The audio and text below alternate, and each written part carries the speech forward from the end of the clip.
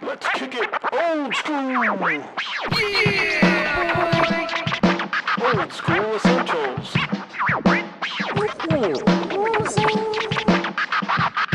The further adventures of the Thunderous Fury.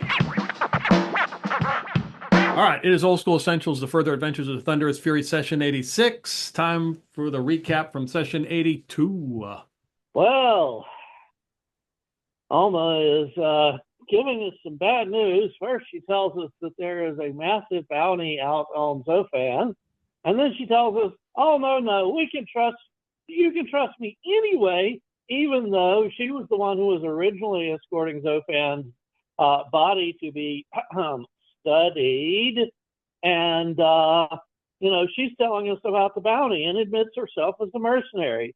He argues back and forth with the crowd a bit, but everybody, the friar vouches for her, and she says she is the friar, and we definitely believe the friar is, a solid person. So eventually we agree to let her accompany us. Geez, I can talk. As long as Zophan allows it, and Zophan is sort of wishy-washy. She is the one who was against me originally, but okay, we can do this. So we check everything with Zophan and the friar, and it's okay, and we've got Alma. Of course, this being this group, we've also got the usual staying up late and drinking. Felix is in a drinking contest and unfortunately fails. And Basil Essex is really in a drinking contest and fails because he wakes up the next morning with a strange bowl. And Felix wakes up the next morning with stuff from Alma. What? What happened? I don't know. In the meantime, of course, Karn, who has eschewed all drinking and gone to bed early so he can get up early, has a hag dream. Boy, those hags love to visit us in our dreams. In any case, we finally get on the road after, with people trying to hack up and get over their hangovers. We pass some bat-faced goblins without an encounter, decide, they're leaving us alone. We'll leave them alone. And we finally reach the Jaunty Horn Inn, which spans the ditchway like a bridge, and meet the lovely Jezebel Hag, the proprietor, who, of course, like every other inn in this place, has a drinking contest. I swear the collective liver health of this woods has to be way in the negative. And, of course, because, again, hey, this group, a bunch of us jump in. Basil Wilberforce falls out first. Basil Essex falls out next. I don't know who eventually won or if anybody won. Oh, no, there was a winner. There was definitely a winner of the drinking contest. That was the you drank the horn first. Then remember she got the chalk line out and made like a chalk line, and you walked the chalk line and drank the horn. And then the final contest was she took out a unicycle, and you had to ride the unicycle while moving through the chalk line and drinking the horn. And I believe Felix, 7 Steps at Dawn, that's why there is a 7 on the horn, actually won the contest. Well, speaking of winning contests or not, Basil Essex was handed his arm wrestling loss by none other than the proprietress herself, but nevertheless she appreciated winning over the champion and gets herself a nice signed souvenir from him. So we wake up late after yet another day of carousing, the 27th day of Simswald, and do various stuff around the inn before we finally take off and make it eventually to Lankshorn with no significant encounters on the way. We note that Lankshorn has somewhat of a mixed population. Some people have like one goat hoof or strange little animal stuff with them, but nobody cares. We resupply a bit and we keep going. We encounter a cottage with smoke coming from the chimney, of course. and a young woman appears in front of us, asking us if we are in need of magical potions. We're a bit leery of her because we've had some, negative encounters with, witches and hags and who knows what, but whatever. She seems friendly enough, and she says her coven controls the woods. And of course, Felix steps up where since Clintock isn't there and bargains with her for safe passage through the woods.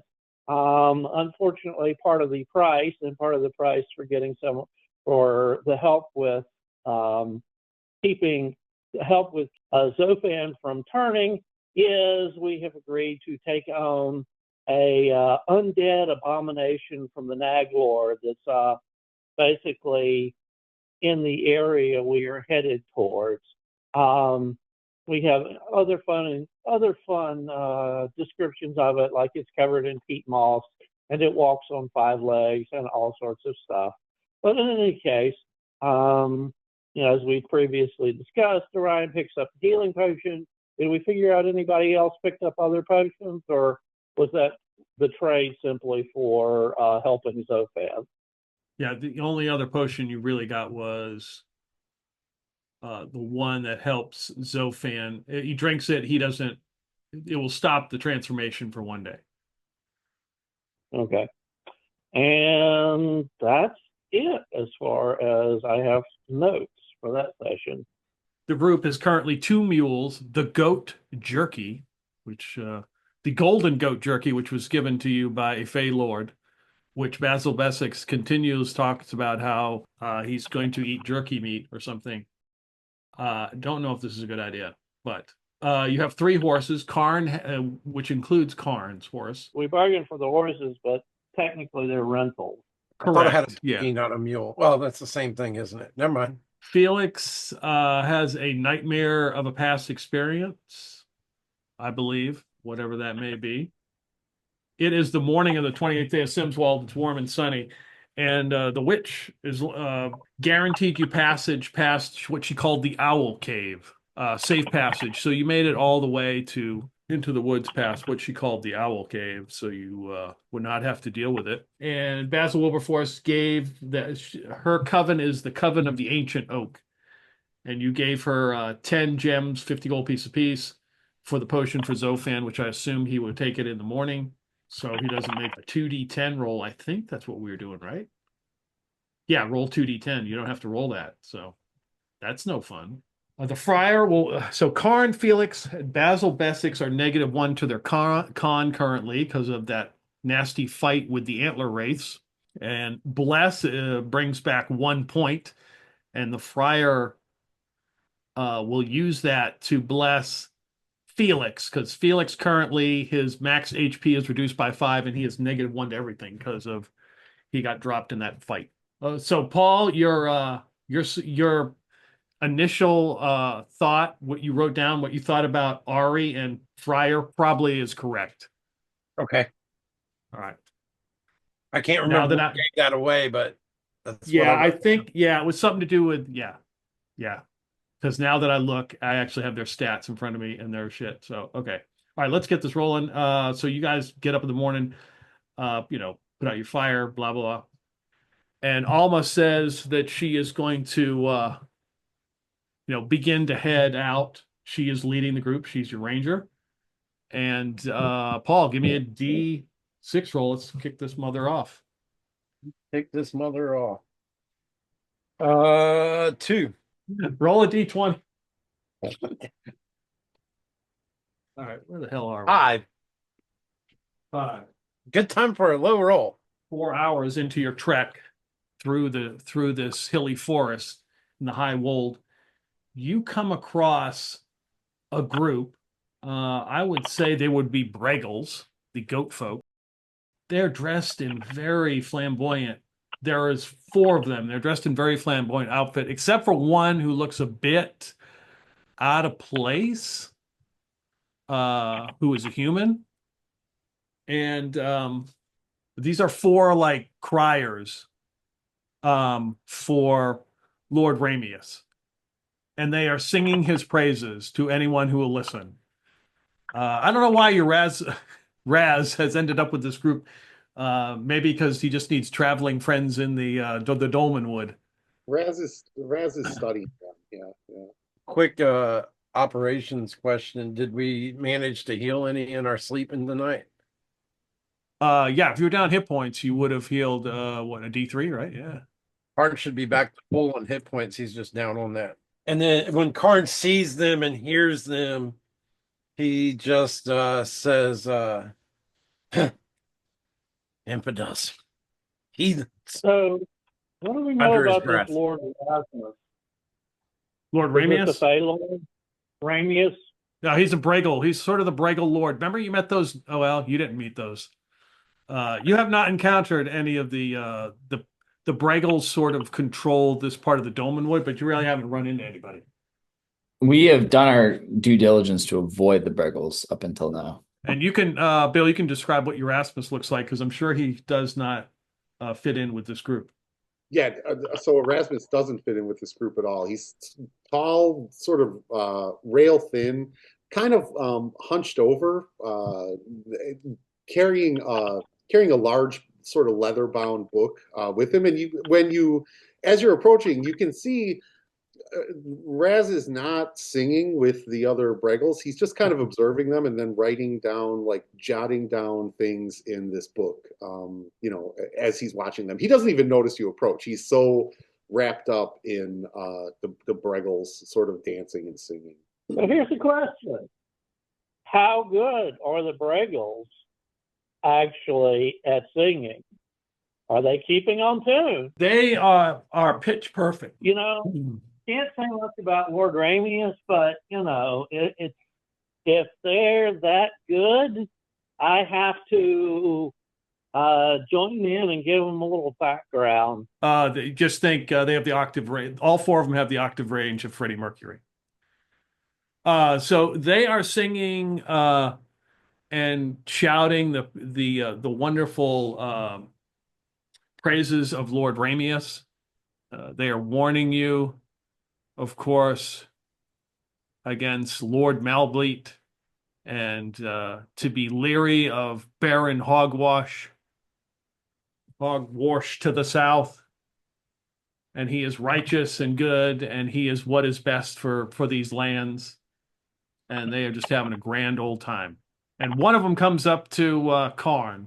Sir, you look like a man of devout following. Oh, why, yes, I am a loyal servant of the faithful Cuthbert. Perhaps you've heard of him. Can't say that I have, but I'm sure Lord Ramius has. Well, in that case, and he takes in a saddlebag and pulls out a pamphlet. Of course. Delightful. Walking the way of Cuthbert is not an easy way, but it is the best way. What is it that I can do for you, good fellow? Well, you, of course, can sing the praises of Lord Ramius. His court is to the south in Castle Everdusk, if you wish to visit.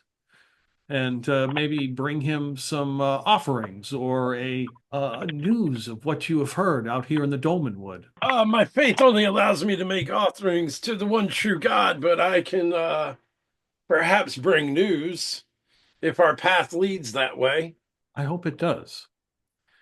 And he looks over the group and he spots somebody in a cloak that looks kind of dour and walks over to them, kind of trying to peek, trying to look at them. Obviously, he's found Zophan. What troubles you? Right. Many things trouble me. Uh-oh. And like Zophan looks up, how bird-like, how avian, on a scale of 1 to albatross, like how avian is Zophan? You're okay. If we were to put a number, a numerical number, let's just say you are at 68%. Okay. You have necrosis, you're growing feathers. You remember you have no teeth. Yeah. So Zophan looks at him and then is like, I'm on my way to the well. And he like smiles and like, yeah, has like gummy smile. Oh, he kind of takes a step back. Well, maybe the well will serve you best. That I've heard is there's much traffic headed to the well these days. that is my hope. Who else do you know is heading to the well? Oh, we've seen wagons and carts, the imprints in the ground, and we've heard the marching of Breggle feet, Breggle hoofs, headed in that direction. There are other Breggles heading to the well? Yes, I would imagine probably Lord Ramius has something to do with this. But I bid you the best as he begins to cautiously back away from you. And you, young friend, how are you? Yes. Wait a minute. What's your name? Oh, we have more news to spread in this day, and thank you, sir. You've been so kind. Your group, yes, Cuthbert, and meet Erasmus. But I yes, wish to know your name. Yes, and they turn and run as fast as they can through the wood, leaving Erasmus there.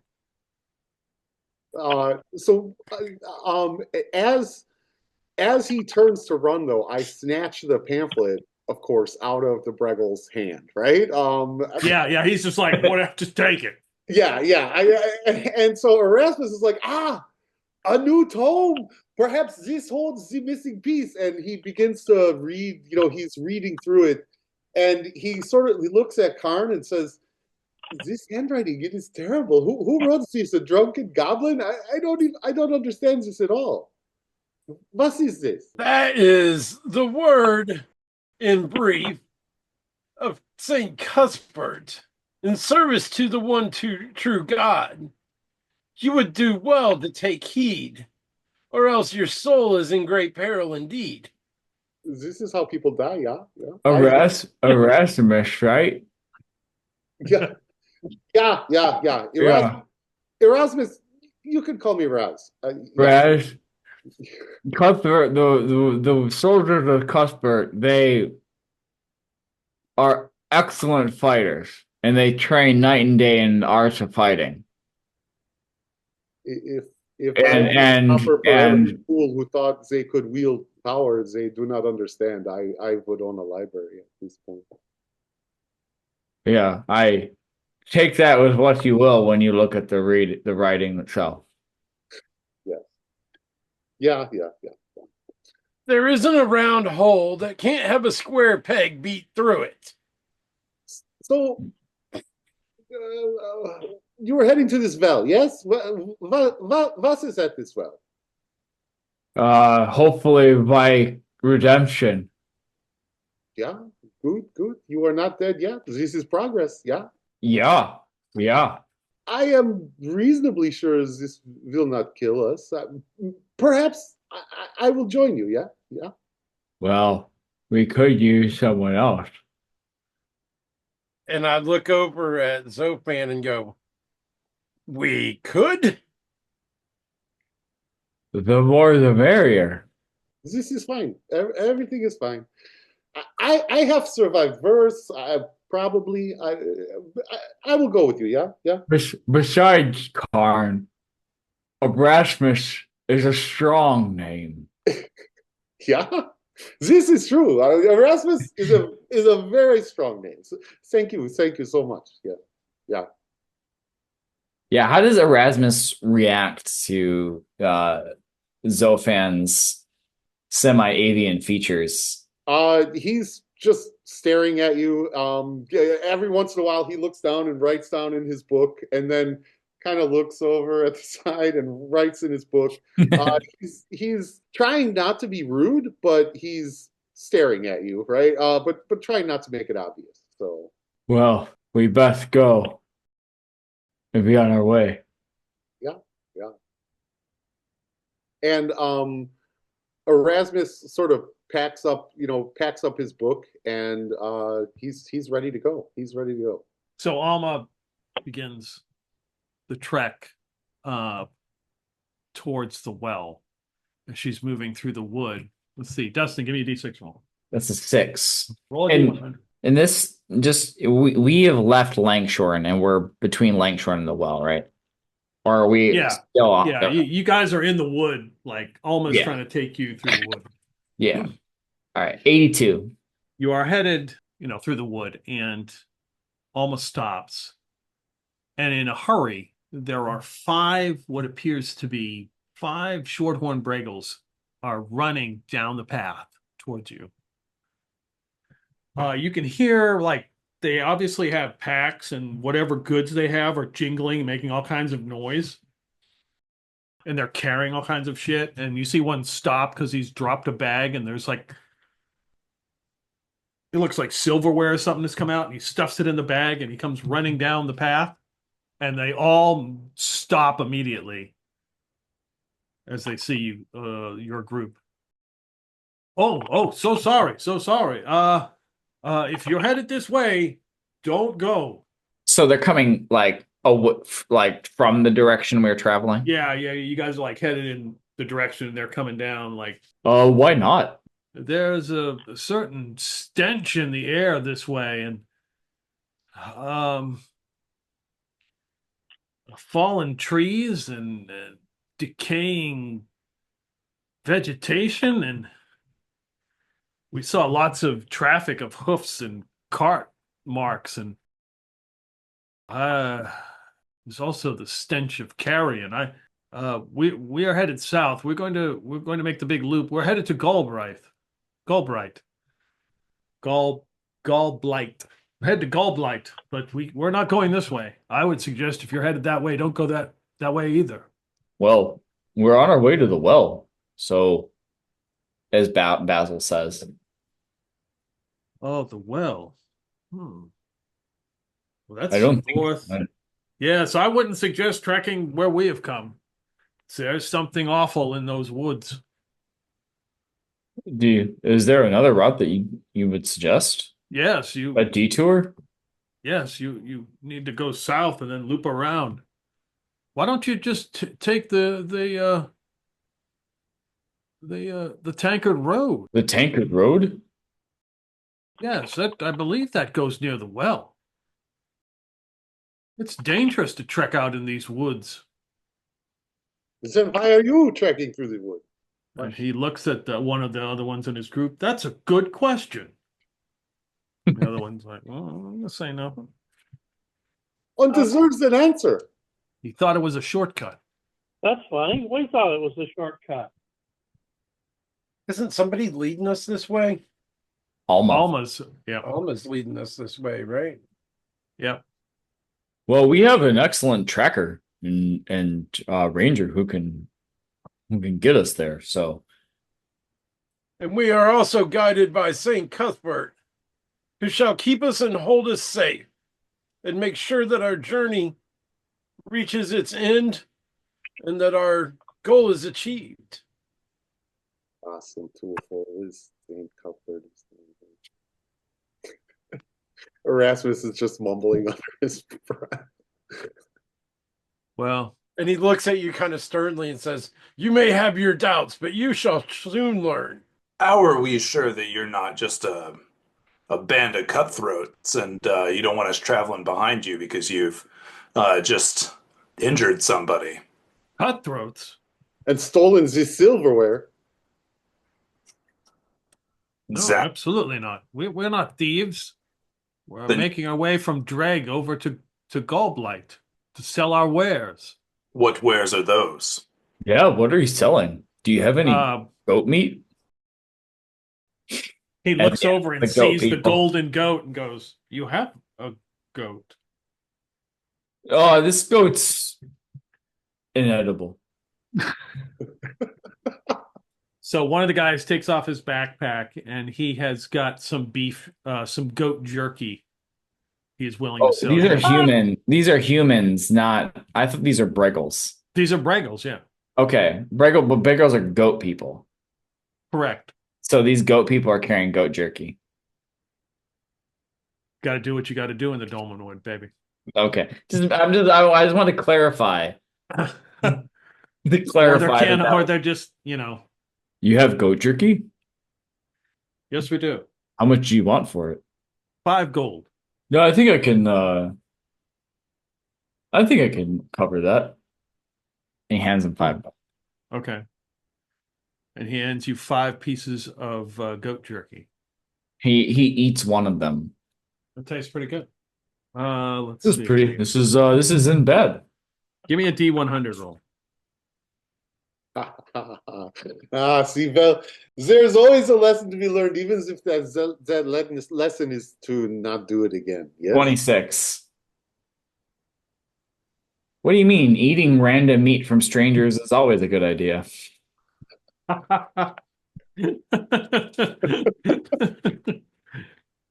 Raz is just right. Raz is now watching you even closer.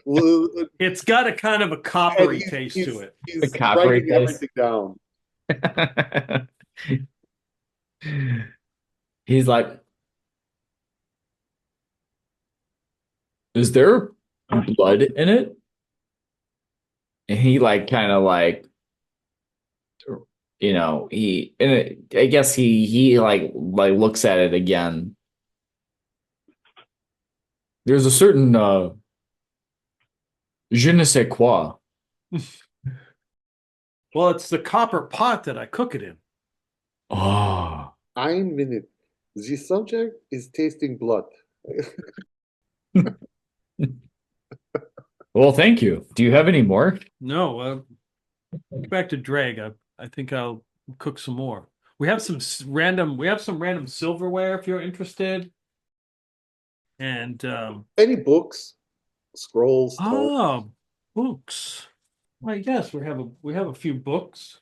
They have 2 books. What are they? Roll a D100. 72. It's a book called To the Harbor by Islo Mayberry. This could be a clue. I will buy this. How much? A gold piece. Done. Are you interested in How our about other the book? second book? Okay, roll D100. 11. Meat Preparation and Wine Pairings by William Dancy. This could be a clue, or maybe just an old recipe. But I have hope. I'll buy this too. He hands you it. He said a gold is enough for both, if you're going to take both. And Raz will neatly and very gingerly pack them away in his backpack. We must be on our way. It was a pleasure doing business with you. And keep up the jerky business. Yes, and if maybe we will see you in Gobblight. Maybe. Doubtful. You never know where the road goes, Felix. You don't decide to go on the road decides when you go onto it. Uh-huh. It's these words of wisdom from you that I always love noting down. They will show up in Song and Tale much later. In the Dolmenwood, you go where the road tells you to go. Yeah. So Alma says, should we continue on this way, or should we listen to what they said? Oh, You're the tracker, right? Hey, you are the ranger, no? Yes, I am. Once they're out of sight, Orion just says, isn't it obvious they're thieves running away from the law? I mean, we come across somebody chasing them, we point them in the right direction, and there you go. Karn's been sharpening his sword in boredom while all this other stuff was going on. And he looks at his sword, and he looks at her, and he says, I think this and Cuthbert will be just enough. She just she looks at the friar, and the friar just kind of shrugs. She's like, okay. So she continues the northern trek. And in about 30 minutes, you start to smell blood and carrion in the air, like when the wind blows. Huh. Bad idea. Well, or we could be wrong. Interesting. How does it smell to Zophan? Is it like an alluring scent? Yeah. It is. It still like smell bad? And No. Did teeth have a smell? Because I'm pretty sure that's what's alluring. The trees, you see that they have been knocked down. It starts to open up. You can see that they've been blackened by something. There's a building, like a structure, probably like a wooden, maybe it was a house or something, but it's kind of fallen. It looks like ruins. It's fallen down. And it's beginning to open up. And the smell is just awful. Is there any clues that we can see, or is there anything that would like suggest that we could kind of pinpoint what is causing the smell? Or is it just like in the air?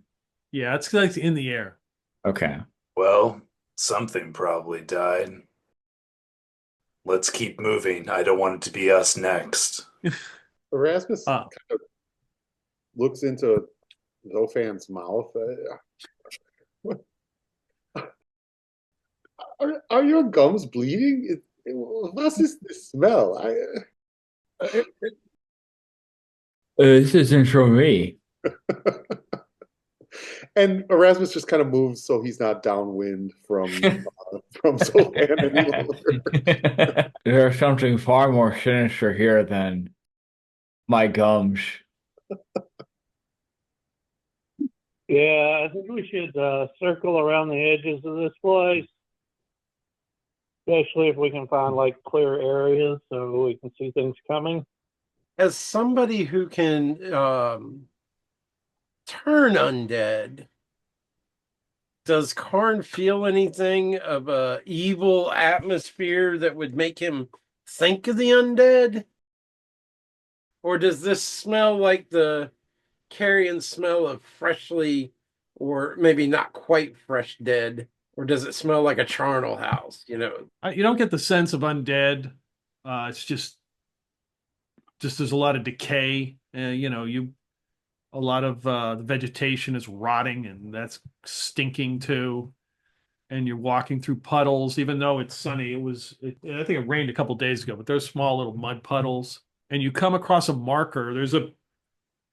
Looks like a piece of wood that's been stuck in the ground. There's a marker written in common: keep out, turn back. Moving a little bit further, there's another marker, but it's been knocked over, and it has the same, written in common. I turned to Alma and say, is there an alternate way around? We could keep going and moving north, but I don't know how far the stench goes. And do you have any earthly idea what this is? It looks like No. a massacre, but what caused it? No, I have no idea what this is. Well, I'm not an outdoors guy. I'll let the outdoors people try to figure out the best way. She kind of looks around, and you notice that looks like wheel carts that you can absolutely see trekking right through the middle of this thing. And there were some hoof prints, like somebody took a cart through here. going in the opposite direction of us or the same direction? No, going in the direction like further into whatever this is. This is fine. Someone else made it through. This is fine. Or what we smell is that they didn't make it through. Only one way to find out. I won't follow in their footsteps, and I draw my silver blade and keep moving forward. Yeah, good. This is progress. I just turn to Karn and just say, your god will protect you, no?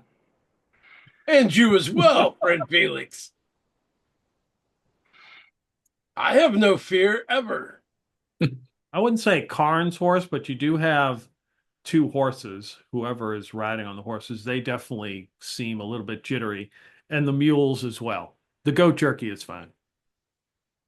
Okay. Walking further in, you see another building that looks like it's just collapsed and fallen into ruin.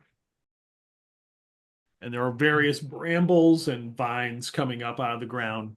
I'm Go ahead. looking for a piece of hardwood as I'm walking.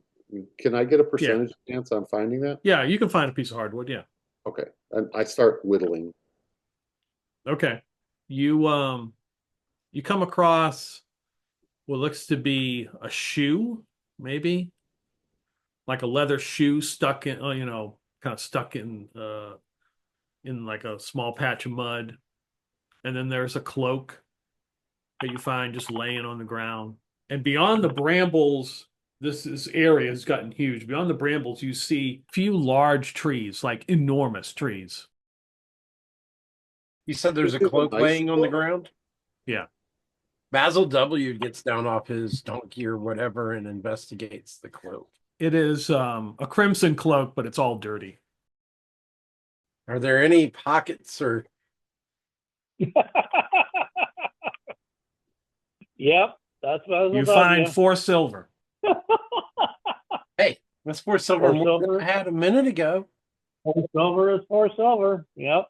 And as you begin to get closer, you see in these large trees, like a redwood, there's 2 of them. Mhm. It looks like the tree is black at the top, but it's not. They're all vultures that are all sitting up in those trees. Ooh. And there is a path through the brambles, looks like just wide enough for the cart because you can see where the marks go through it. This is a trap. I don't say that. Okay. Out of character. Clearly waiting for their next meal. And Ryan looks over that and says, you know, if I were to describe this scene in a contextual manner, I would say this is foreshadowing. Translation. We go in there, some shit's going to go down. Is this the quickest way to the well or not? Yes, cutting north this way, north by northwest. She looks around. She doesn't see anything flying in. And she says, yeah, I mean, if we were to go around Galbraith, that'd take us the rest of the day. And we wouldn't get any further. Then what's with all this talk? Let's go. Ryan looks Man over can't at, wait. And Ryan looks over at Felix and says, you still got a fireball or 2 in your, what was it, sword? Why, are you hungry for buzzard?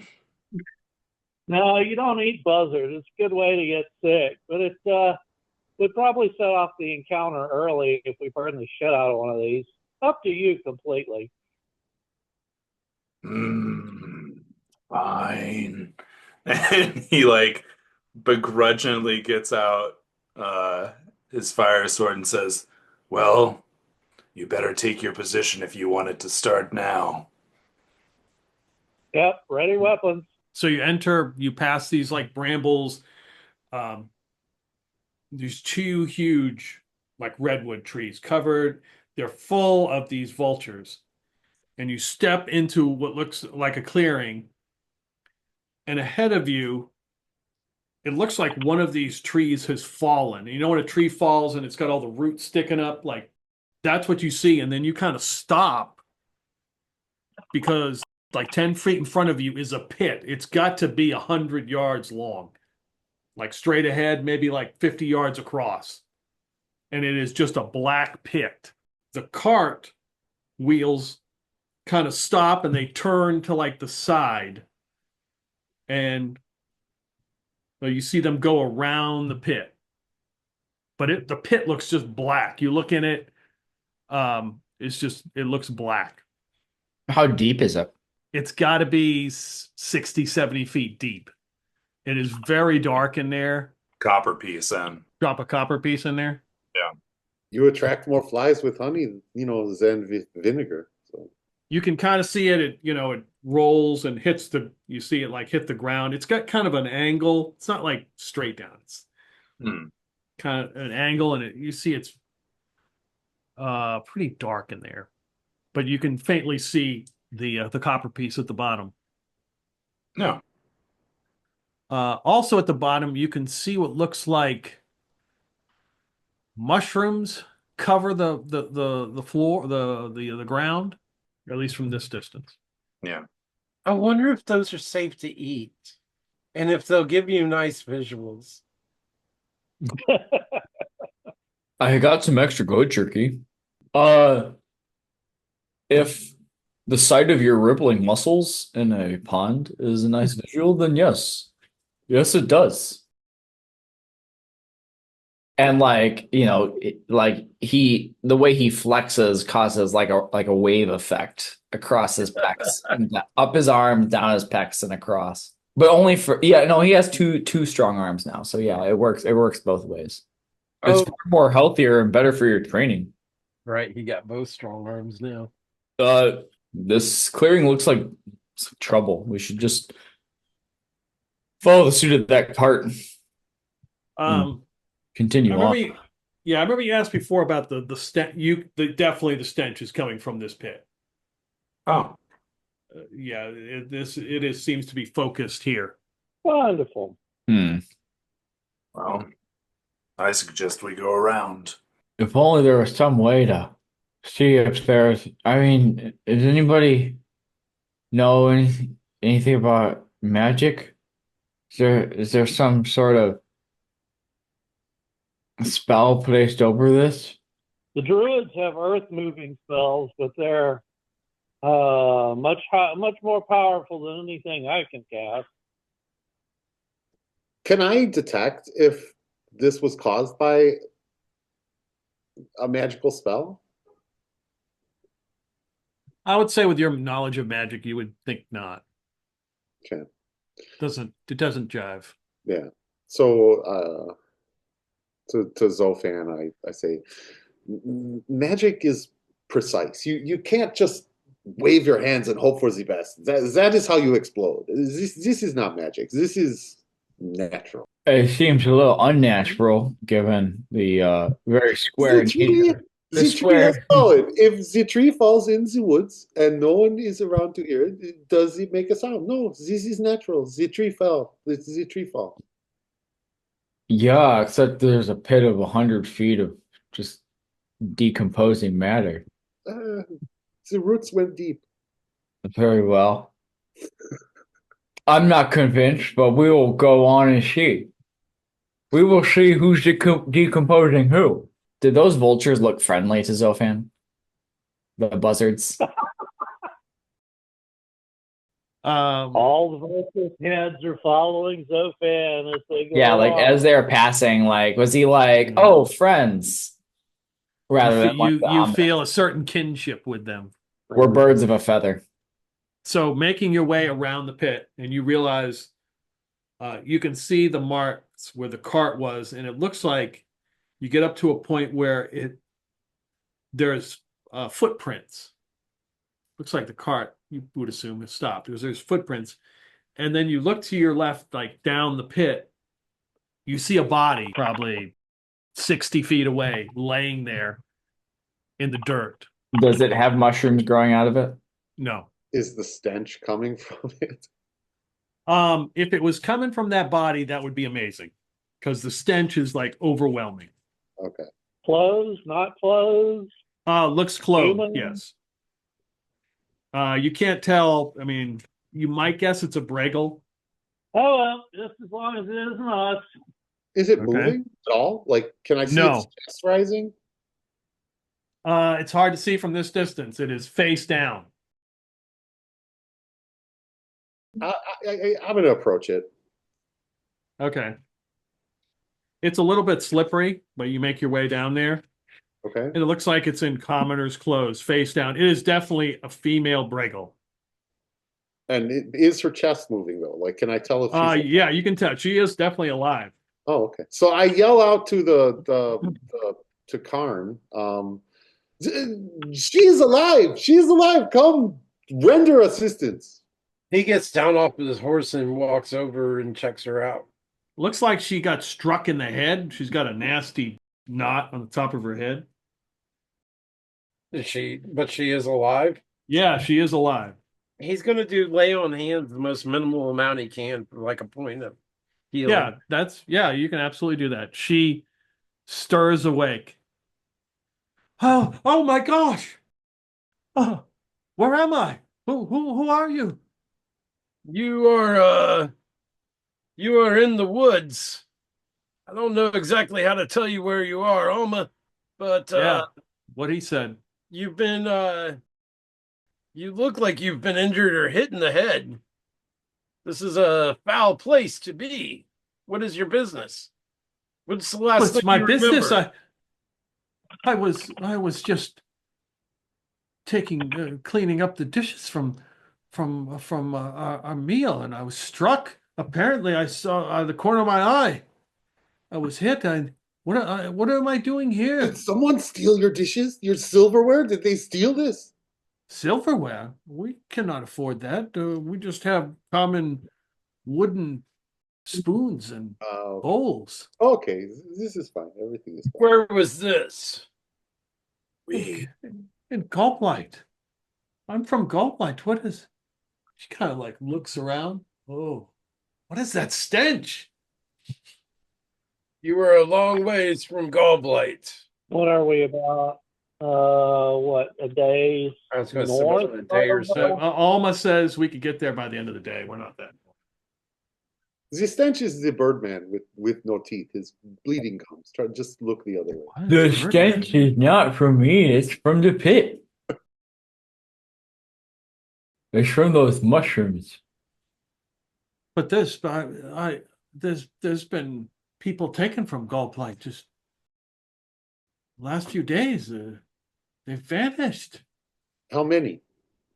Been 8 or so. Maybe this is where they've taken them. That seems most likely. Did they go missing at any particular time of day? It was in the evening. Oh, of course. Okay, guys, we're on a schedule, and we're not headed to Gallblight. Lady, you are welcome to follow us, because we're probably because this is probably the safest you're going to get trekking around these woods, but we're headed to the well. No, I need to get home. I can't be here. And yet you are here. Just a warning. It is not safe for you to be alone. No. I'm just saying, you can try to head your own way, but eventually we will head back towards the more central parts of the Dolmen Woods, and you can pick up a real path from there. But out here in the middle of nowhere, we're your best bet. Well, it didn't seem too bad getting up to this point. If she just follows the cart path in that direction, can you walk? Well, she stands up. Yes, I can. I mean, my friends have a point that traveling by yourself may not be the safest thing in the world, but it also does not bode well the direction that we travel in this stench for somebody not prepared to take care of themselves. The choice is yours. We will try to protect you, or you can head back that way towards Gallblight. Felix looks around to see if he can find a sturdy stick of some sort. Yes, you can. Pick it up. I reach out to her and say, well, regardless of whether you come with us or you turn around, you'll need this. Oh, well, I will follow you for a bit, and then I'll have to turn west and find Gallblight. Once we're out of here, once we're in safety, maybe I'll recognize. Breggles heading to Gallblight. What now? Were you alone or with other? No, Breggles? I was at home. I was cleaning up for the sea. We just met 5, maybe 6 Breggles heading to Gallblight now. Just recently, with silverware. Oh, silverware. They sold me. Oh, those merchants. Oh, yes, with their overpriced wares. Why do they think they can sell anything in Gallblight? We have no money. We're poor. They have 1 gold piece now. I think they just sell things wait to a random minute. people along the road. They were, whoa, lady, when were these guys in Gallblight? They have been there before. 2 weeks ago, maybe? Oh, they were in Gallblight, and then they were somewhere near here, and we caught them running away, and you were mysteriously kidnapped and taken here. I'm sorry. Those guys are shady. Those guys are shady as shit. If you catch up with them, you're probably dead.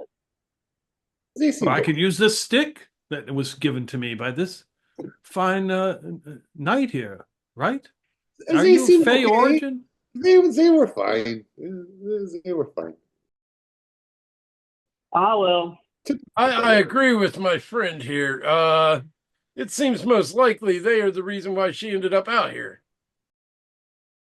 Yeah, Orion tried. He's just going to pull out his flute and start tootling up a dirge, something slow and deep, and with occasional talks of, some lyrics about, betrayal and backstabbing and left for dead in a lonely grave. And All right, so she's going to follow you guys with her stick.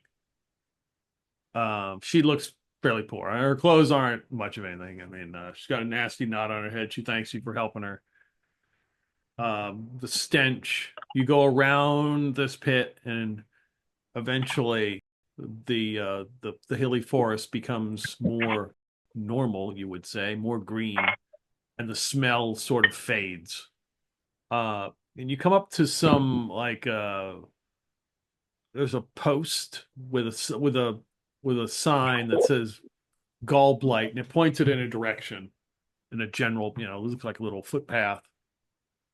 She says, well, I guess I wish to thank you, Yvette. If you come to Gall Blight, I will take you into my home and serve you food. I thank you for helping me. And the stick. Karn is going to take out 5 gold pieces and give it to her and tell her that it may help her in her travels. Oh, I don't know if I could take that much gold, Knight. I don't think that is way too much money for me.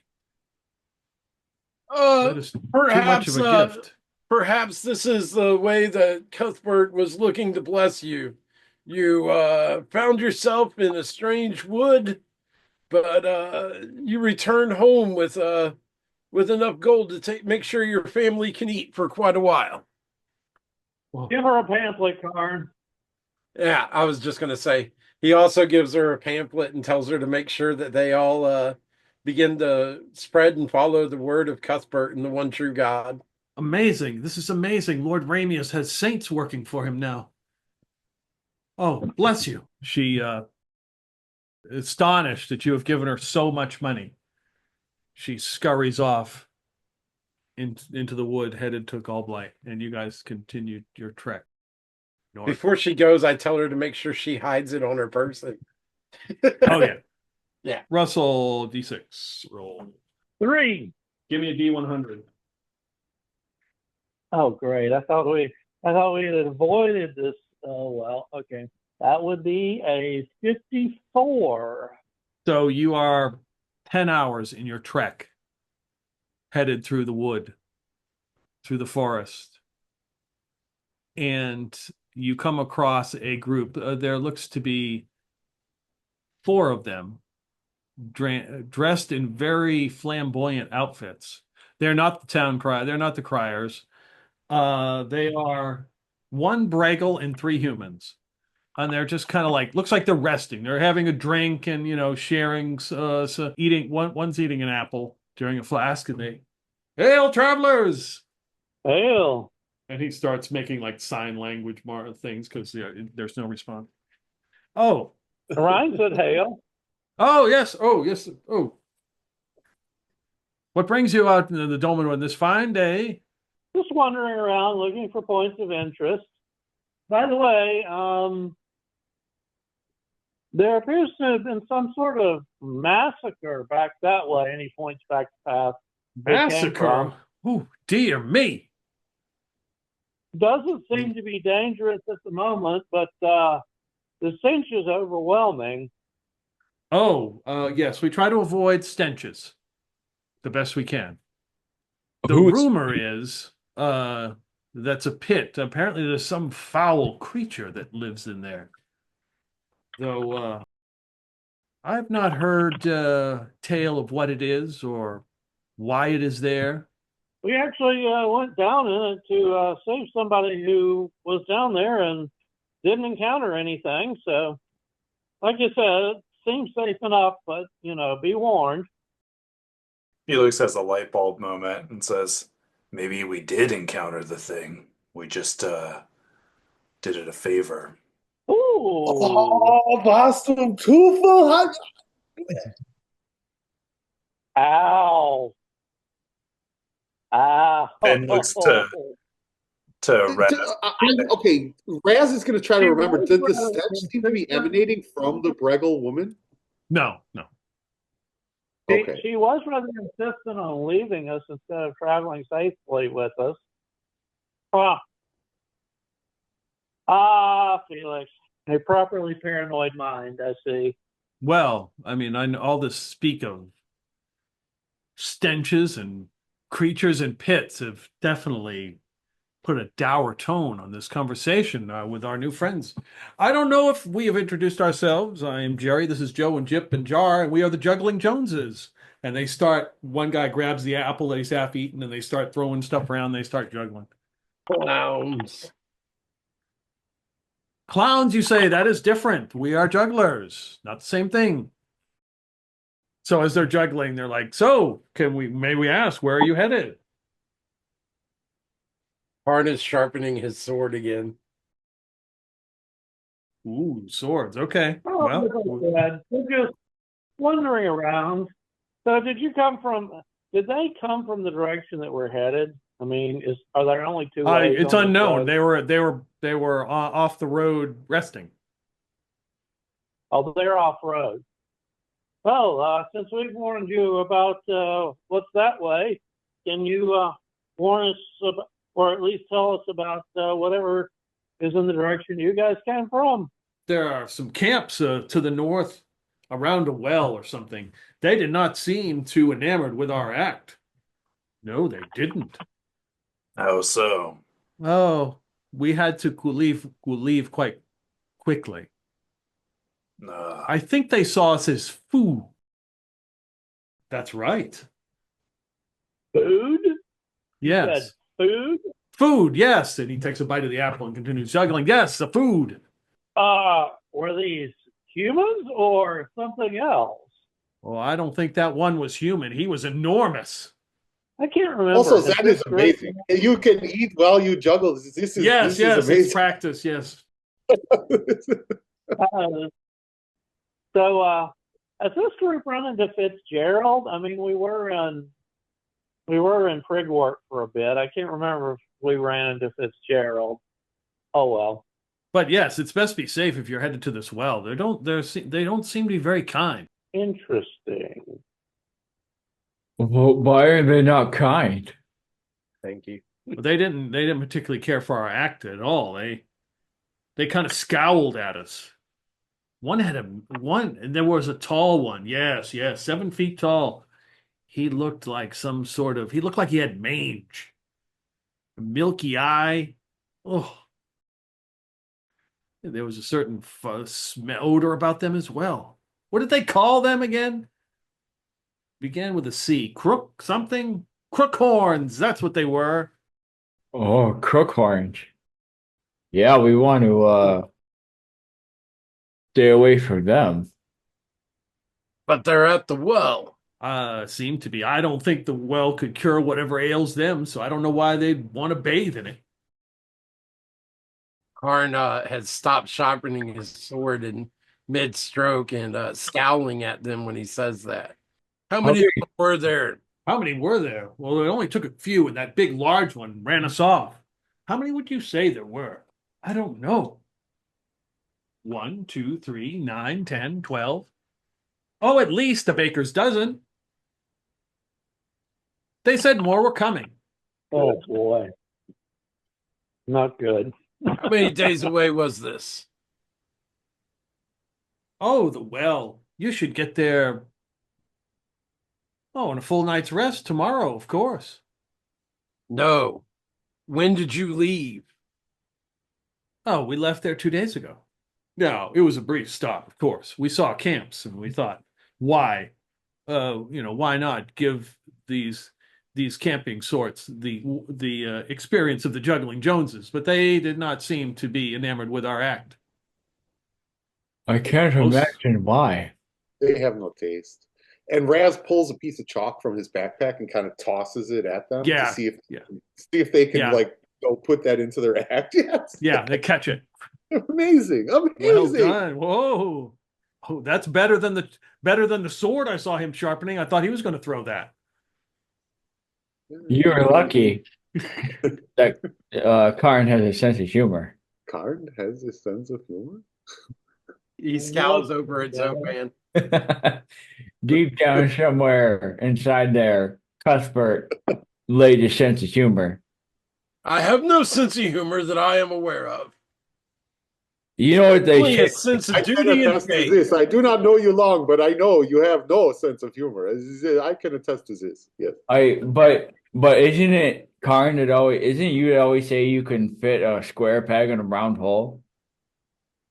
Yes. But he is serious. He's not. This is no joke. All it takes is enough hammering. Sure, you are not lost. The sense of humor will still be can be forced in one way or another. I only have a sense of faith and duty and honor. No. Cuthbert hasn't given up on you yet. Of course not. And I'm neither a have loyal I. follower and he keeps me safe.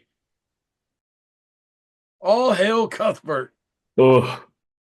You can learn from Z Joneses. You can juggle faith and humor at the same time, much like they juggle chalk and apples. We have no time to waste. You've heard them. They're the longer we take, the more crookhorns will arrive. But they are so entertaining.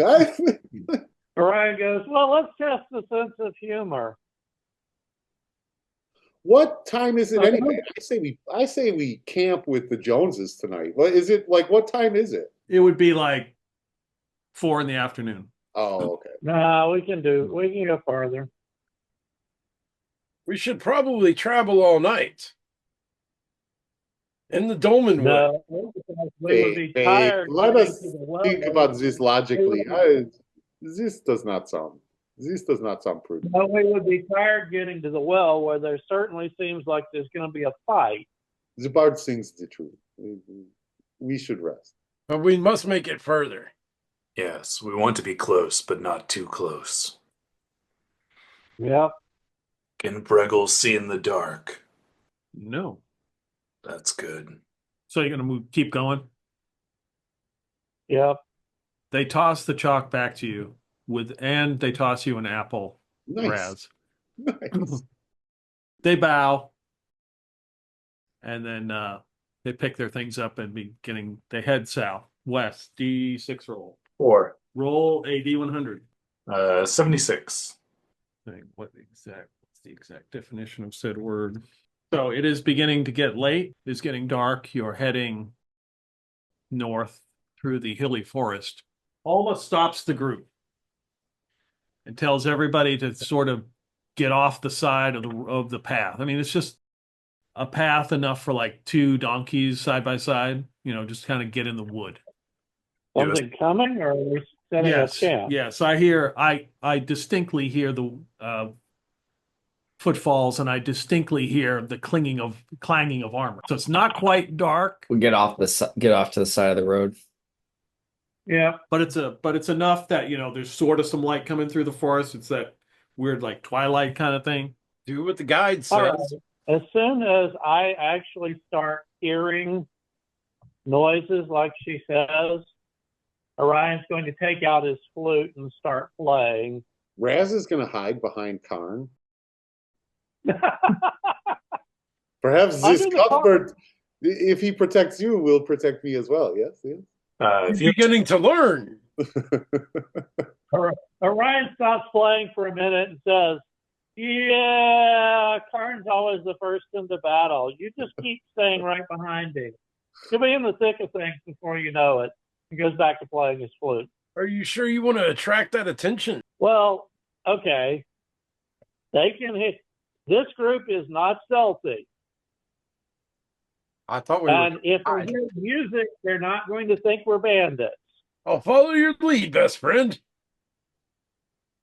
Besides which, what he's really doing is setting up for his musical charm. So Alma gets off the road with the friar and Ari Tuna, and you pull all the horses and everything kind of sort of off the road. The first person you see somebody walking up the road in leather armor, but behind them is somebody in plate mail with a torch carrying a sword, and the person in front has got a crossbow, and they're like scanning. Basil Wilberforce puts on his feathered mask. I'm still You'll have playing. to do the roll because I don't know if I disappear or not. Right. Yeah. And he kind of like tries to get a good vantage point to where he can see the road and hopefully not be seen. He's got his arrow. He doesn't have like up and ready, but he's got an arrow in one hand, his bow in the other. Okay. So they begin to make their way down the path. There's a guy holding a torch, and behind him, two other guys are in breastplate with a shield, carrying a sword. And then there's a little bit of separation. The next group, the guys carrying a torch. So there's 8 of them, and they're broken in 2 groups of 4. Do they have any sort of insignias on them?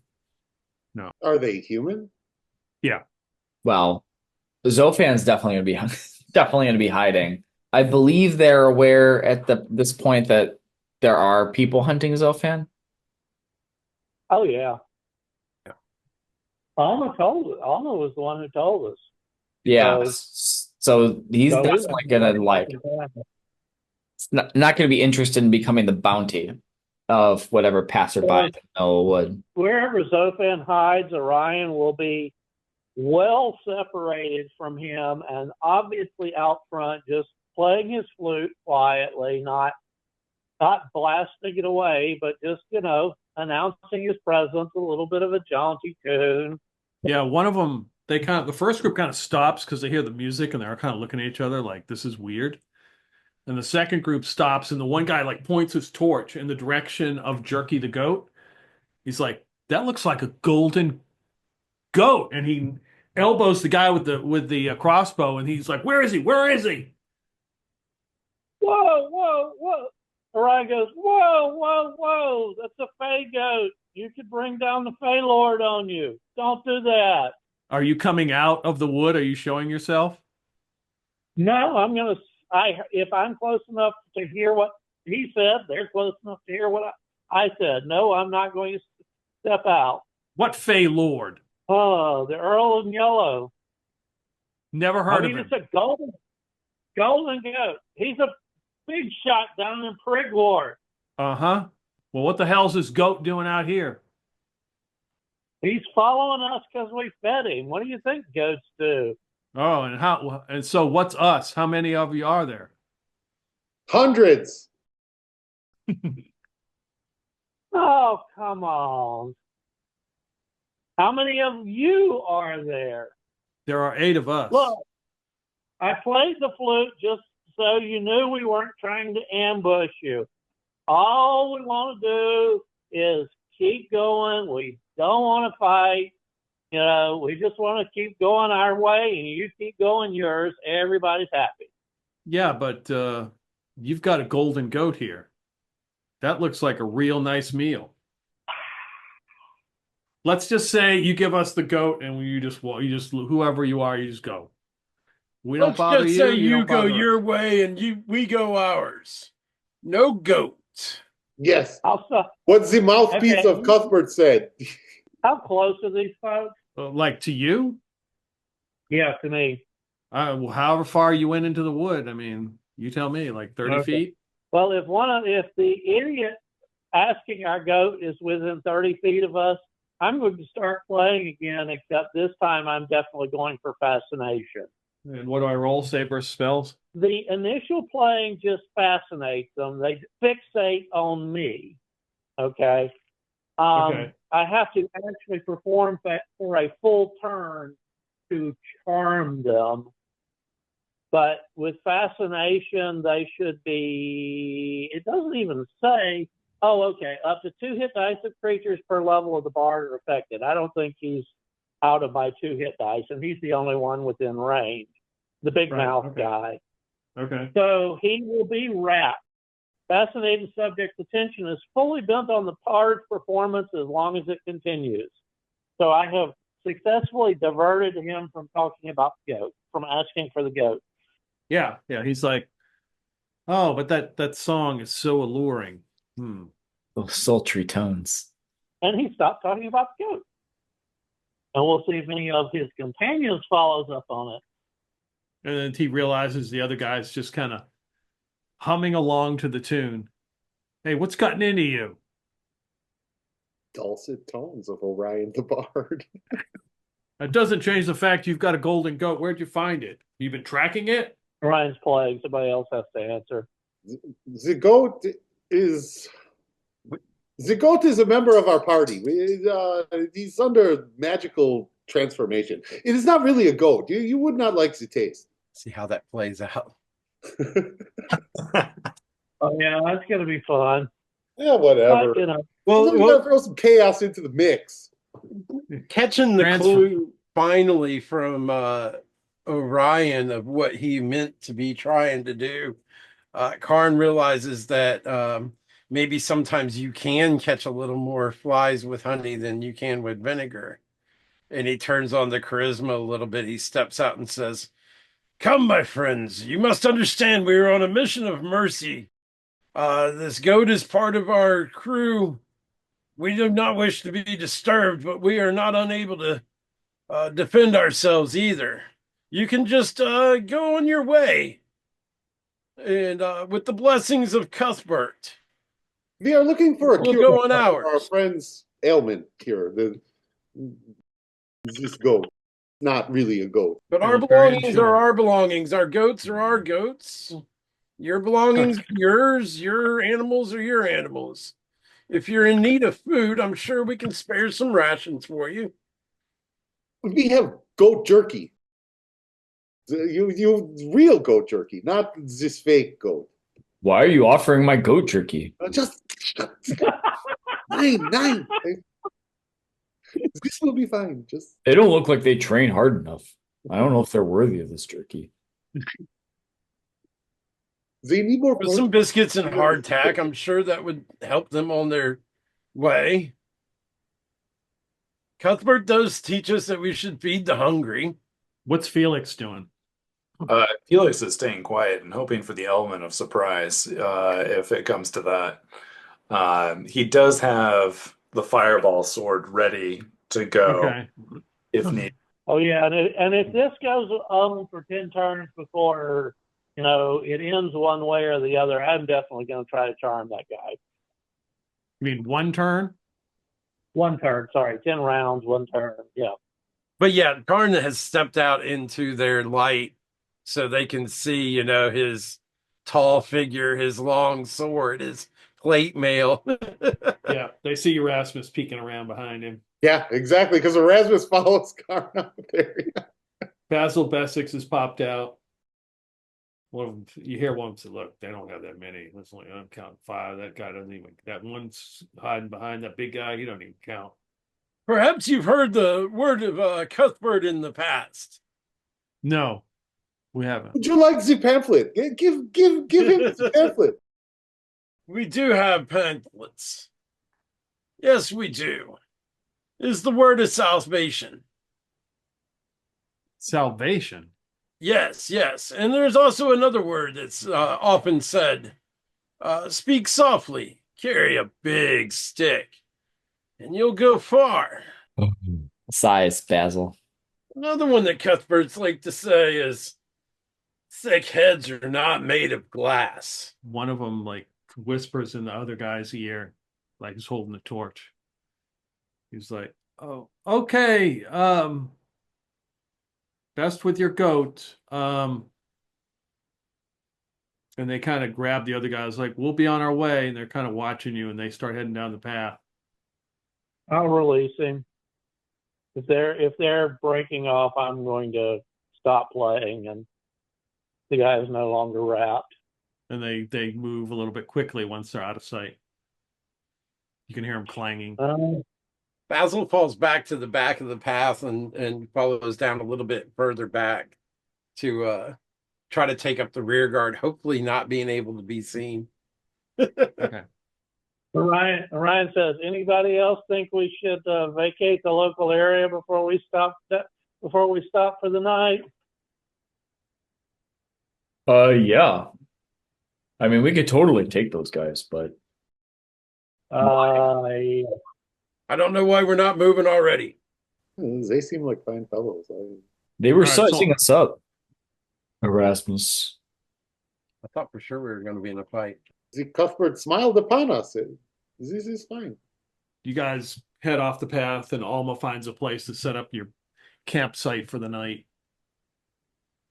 You said in the morning we leave early enough. It should take us. We should be there by the afternoon. By noon easily. We should be at the well. I can't wait. I'm So- so looking forward to eating again. So I've been, from the hardwood. Raz has been whittling a set of false teeth for Zophan. Can I do like an intelligence check or some sort of percentage roll to see how good I estimated the fit? Yeah, you can make an intelligence roll. I'm fine with it. Okay. Roll under. Yep.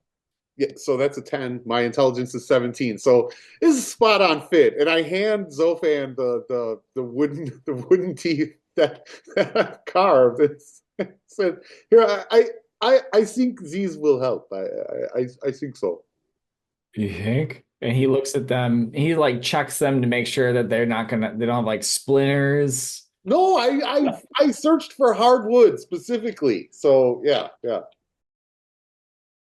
Yeah, he feels it around just to double check, and then puts it in his mouth.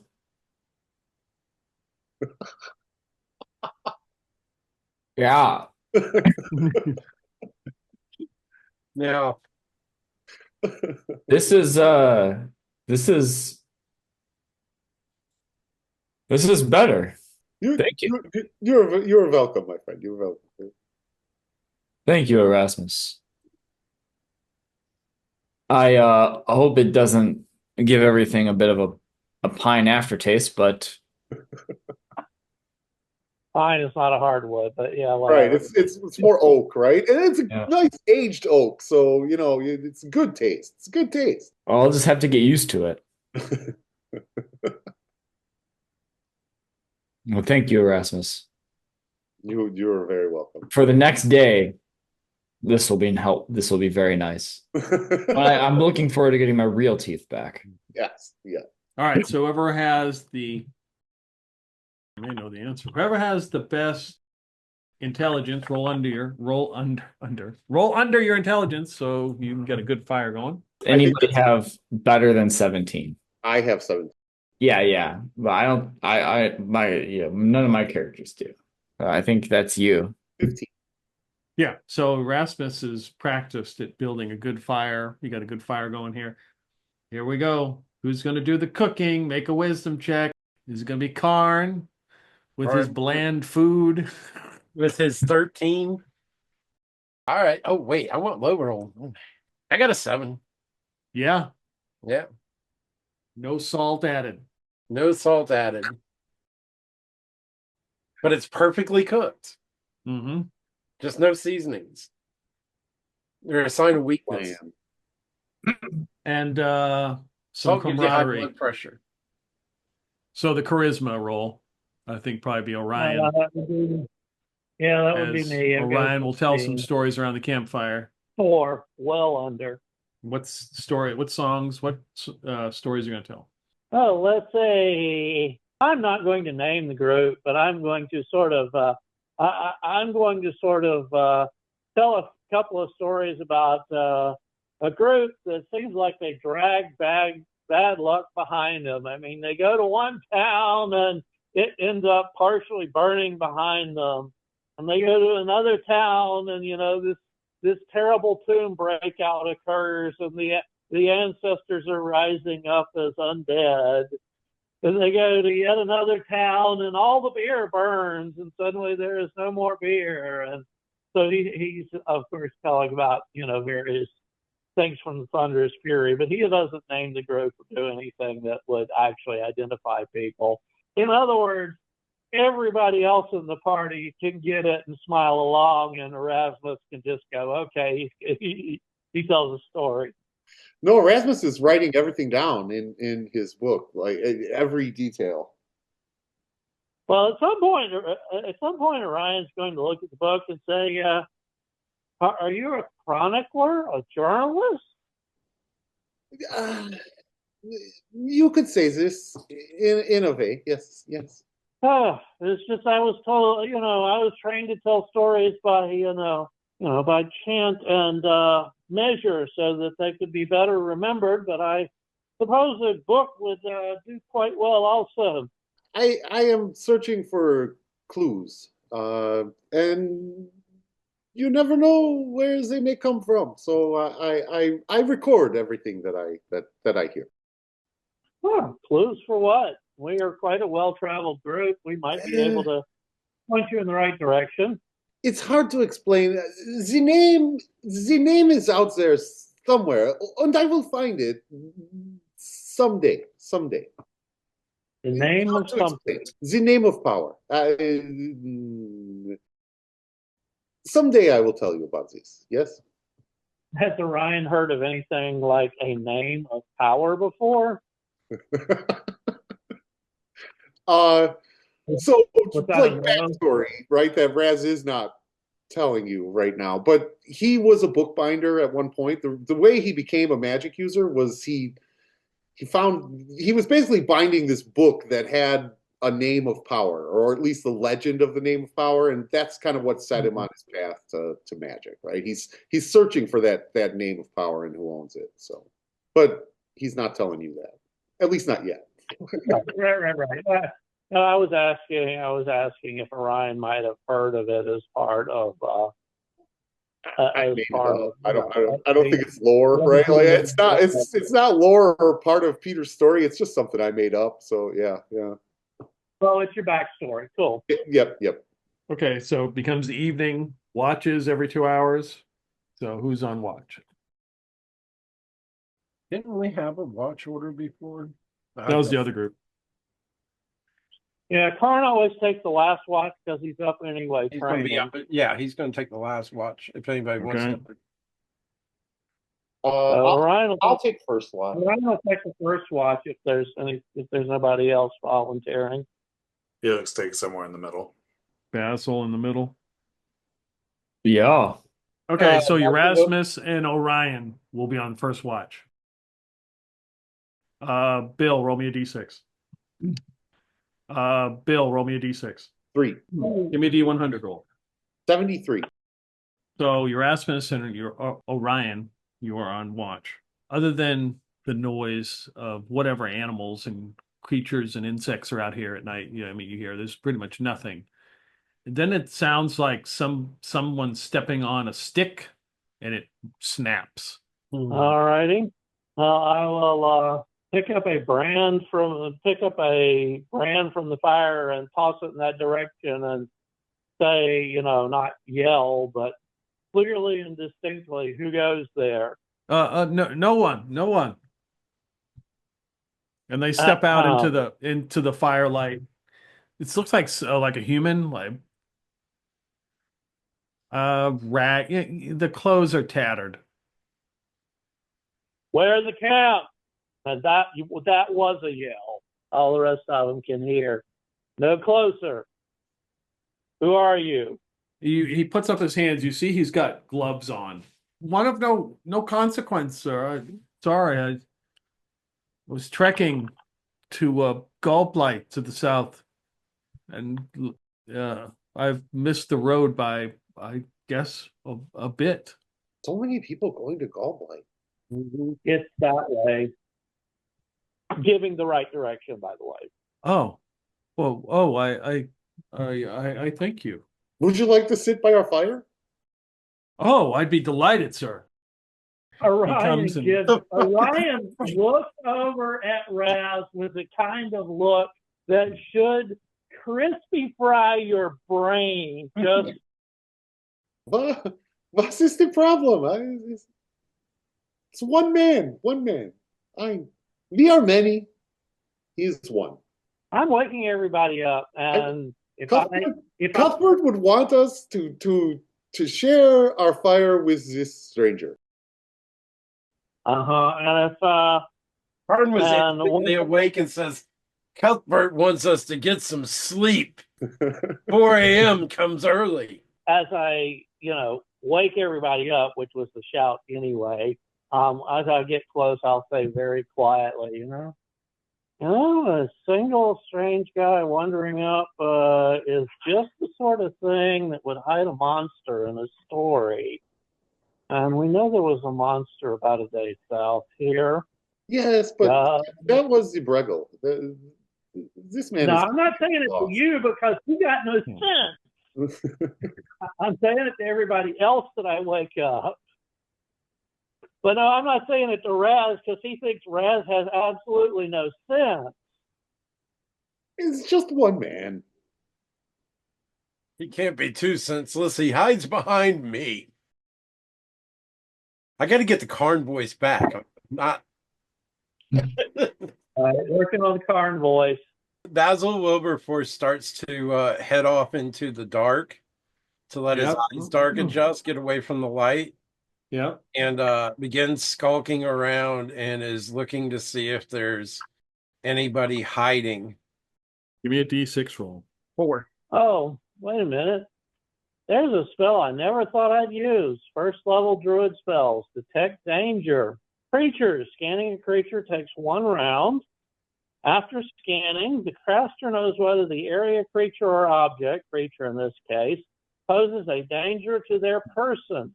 This knowledge distinguishes between immediate dangers and potential danger. Basil is going to be making his way back out of the woods. Okay. Into the campsite and starts walking towards this guy. He has a 30-foot range, so I'm going to step back once a couple of people are between me and it and detect danger on him. Yeah, he detects as dangerous. Oh, he's fine. Basil's getting closer to this guy. Is he reacting to Basil at all? No, he's sitting by the fire, like chilling. Yeah. Basil walks up behind him and puts a dagger to his throat and says, "How much do your friends out in the woods like you?" Well, no, he doesn't say it like that because this is Basil. "How much do your friends out in the woods like you?" And I look around to everybody and go, "There's a bunch out there hiding." Oh, more company. And that is come out, my friends. Come roll initiative. Oh, yeah. Oh, yeah. I'll kick things off with a 1. You guys will probably, in all theory, you should go first. Somebody got a negative, you can. I don't have any negatives. Yeah, no, not me. I've actually got a +1. Be better to save me for later. Somebody doesn't have a +1. There's all this great extras. I have a +1. Karn, Basil's got. They both have +1. Damn, it's fine. I'll roll 3. We go. Right, you're up. I immediately look over at Basil Wilberforce and go, which direction is there? Or is there a clump of them? Give me a direction. Do I have a direction or are they all around us? I mean, you could probably catch like 4 or 5 of them. I point them out. Entangle, 20-foot radius. Fail. Made. Fail. You set off your entangle. You hear some yelling. I don't think this has ever come up, but how long does it take to get armor on? The fight will probably be over. Okay, never mind then. I yelled and woke the camp and warned you guys of danger specifically. This is true. And then the guy talked for a while and sat down. So, I mean, did they have enough time or not? I mean, that's the whole point of. Yeah, it's up to Felix. If Felix had heard it the first time, got up, and that's fine with me. Yeah, he would have it with that. Which okay. Me to my next question. What is the moon like outside? Let me see. 1 through 4. I rolled a 3. It is a full moon tonight. Snap. Yippee-ki-yay. They picked the wrong group. Yeah, warm and sunny. So yes, it's a full moon. Felix is gonna stalk out of his tent and try and find any live target. Well, I know Basil Wilberforce is like pointing them out. Yeah, just like whatever the nearest one is, and Okay, go. hack them down. For a 17 to hit Yeah, it's definitely a hit. for 6 damage. Yeah. So what's your armor doing? If I remember correctly, it is like shiny and like iridescent in the full moon, but I can't remember. Right. It gives like an aura, doesn't it? It has like aura effects. Yeah, so it gives me a +2 to armor and a 30% or a 30-foot radius to 25 or 30-foot radius to 20% nullify spell effects and Okay. see invisible fae. So yeah, walk up to this one guy who's like in the bushes. Looks like he has like a blowgun he is about to shoot, and he looks in shock as you just hack him down. Felix, Orion, who's next? I was going to say, Basil Wilberforce has a knife to the throat there. Might as well use it. Yeah. Go ahead, Dustin. I was at Basil Bessex, seeing that they're under attack. He slips on his iron knuckles and he runs into the bushes and throws a paralyzer at him. All right, go ahead and roll an attack roll. 13. That's a hit. That is 5 damage. Okay, you probably don't need to paralyze. You killed him.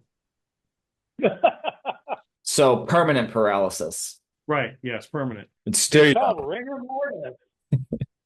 Delayed onset paralysis. All right, Basil Wilberforce. I don't know how close I was able to get to this guy. I mean, Well, you've got one under a knife, right? yeah. You're right Yeah, next to I him. mean, was I able to get behind him and get my knife Yeah. to his throat? Yeah. Oh, I mean, as I see that they're making their attacks and everything like that, I guess I'm trying to slit his throat. Yeah, he's dead. Okay. As I slit his throat, I sort of try to, get down and crouch down and get behind his body between me and where I think the most of them are at. Okay. There are tents you can sort of hide behind, too. He's always cowardly. Yeah, That's why I came up behind the guy and slit his throat. rightly so. Yeah. Meat shields. What about Erasmus? What is he gonna? As Raz is having this conversation with the man that Basil just sort of sliced his throat, he's like, oh, and he looks up and kind of with a flick of his wrist, very calmly, he just says, Guten Nacht for D, and cast sleep, right? So Okay. that's going to be anyone within 240 feet. 6 hit dice worth of them are going to just immediately fall to sleep. No saving throw. I think that's one spell that I amended that they do get a saving throw. They don't get a saving throw against us. We don't get a saving throw against them. Yeah. Oh, I see what you're saying. Okay. So you hear like more crashing of like people hitting branches and shit. Yeah, between entangle and sleep, these guys are having a bad problem. You hear somebody running through the woods, running away. It's the next round. I rolled a 6. All right, Felix will try. For 8. You are up first. I'm gonna try and chase down whoever went into the woods, if I can follow. Well, I said it was a full moon. That may not work, but that's what he's. Give me a D6 roll. Give me a D6 roll. We'll see how well. 2. So you're able to like run through the woods. You can hear them like they're making all kinds of noise. They sound panicked, and you come up upon them like they're running. There's some like moonlight coming through the trees, and there's like a flicker off their cloak, and they look behind them and see you there, and they're like, "Oh my god!" You can make an attack roll if you wish. Yep. 14. Does that hit? Yep. For 5 damage. And you cut him down. It was foolish to attack during a full moon.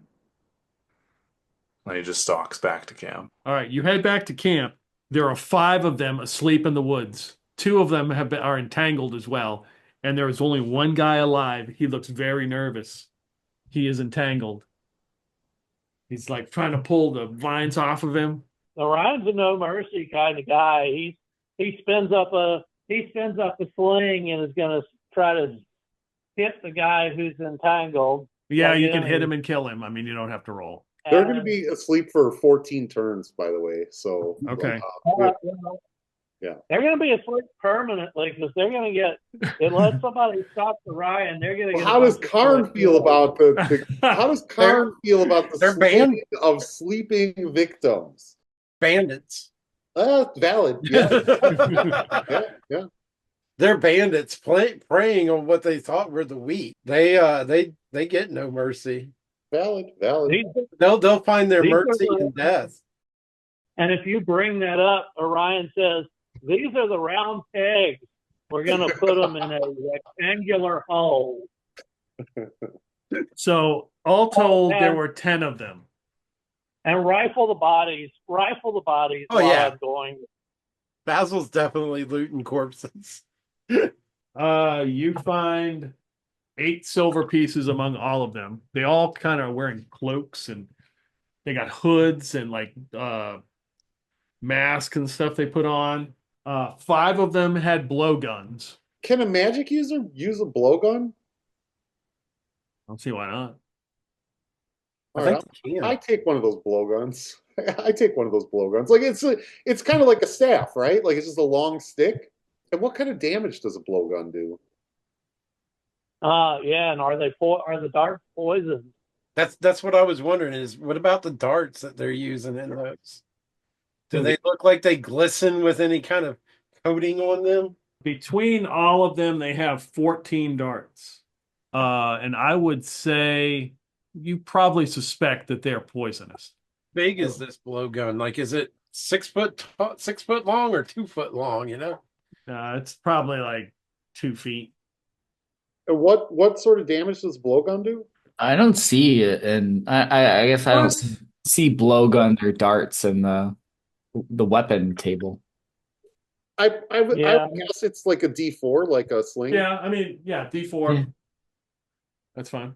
The rest of them had short bows. So there were 5 short bows. Huh. Always nice to have backups. Basil, are you grabbing one of these blowguns as well? He thinks about it, but then he thinks, no, I don't think I'll do that. All right, well, then I'm going to grab a blowgun, and I'm going to grab all 14 darts. Yeah. But what I'm saying is, Basil, if you want one, because they're poison darts, I'll split them with you. We could take 7 darts apiece. I thought about that, but at the same time, I was like, Basil doesn't want to get too weighed down with stuff either. Okay. Yeah. They had 5 short bows among them with 9 arrows. The arrows are poison as well. Now those I want some of. Anybody else want some poison arrows? I don't touch the stuff. He eats clean. Orion wants a short bow and maybe a couple of arrows, but he'll cede most of them to Basil Wilberforce if that's what you want. Yeah, I mean, we can split them. I don't care.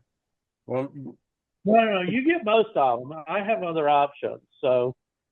Yeah. Well, I mean, Basil's already using a bow, right? So, yeah, I mean, he'll take 5 of the arrows if you want 4 of them. Split in his favor. Fair? Okay. And he'll give you, just to keep his quiver from getting too full, he'll give you 5 regular arrows out to make space in his quiver for the 5 poison arrows. So you can have 5 regular arrows too. Okay. Because he just stocked up on everything back at, what was it, Lankshorn? Right. Made sure everything was topped up and full. And I think a couple of his arrows are already silver. 8 of them were silver. That was an eventful watch. What do you do with the bodies? Leave them in the wood? Pile them up and let them rot. Yeah, we'll stack them. Yeah, but all the way from the camp, we don't want things attracted too close to the camp. Yeah. Okay. So you take the time to stack them away from the camp. Like cordwood. Yeah, away from the camp. You notice when you take the guy who Basil Wilberforce coup de grace, his gloves have this very similar glisten, like he had poison on the gloves he was wearing. Oh. I figured he was wearing the gloves because he was some sort of hidden monster and they were monster claws or something. But poison makes sense too. He was going to try to poison our food while he talked to us, or grab us, touch us, and poison us. Take All you right. down without a fight. Wow. Ruthless. So the friar comes out to hang out with Basil Bessex on the second watch because the first watch was so eventful. Probably not good to just have one person. So Dustin, give me a D6 roll. Well, let's see what we got. It's a 5.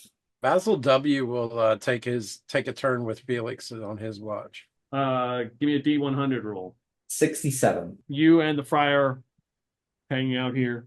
You can hear a group of people traipsing through the woods near the camp. They're not attempting to be stealthy. They don't seem to be like they're gonna like directly head into the camp. They seem like they're in the woods somewhere, moving. They're trying to be stealthy, or they're not. They're not. They're not. Basil would be attentive, but wouldn't really do anything to draw their attention. He's not going to do anything unless they come closer or are become aware of them and interact. They seem to pass without incident. Maybe you hear them speaking, but it was in a language you're unfamiliar with. But they headed north of they went north past the camp. Wanted gallblight like everyone else. Probably. Busy All right. section of the woods. So for some reason, Alma comes out to hang out with Felix for this portion of his watch.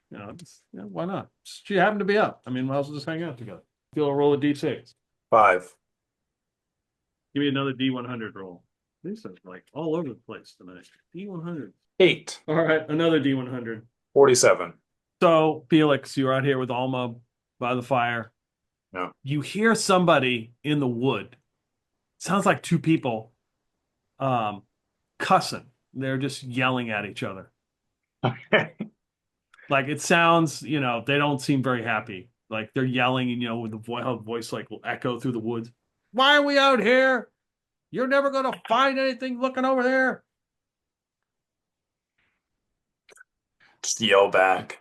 People are trying to sleep. What did he say? They're trying to sleep. And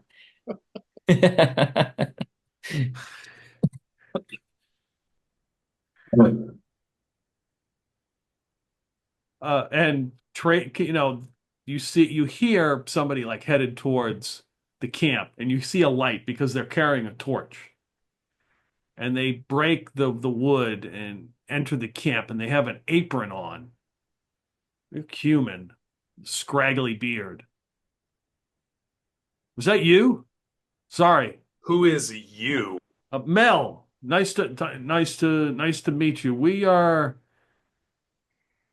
It's kind of a long story, but we're looking for any kind of food, game. It can be maybe a little bit off. That's okay. We're fine. We're good with that.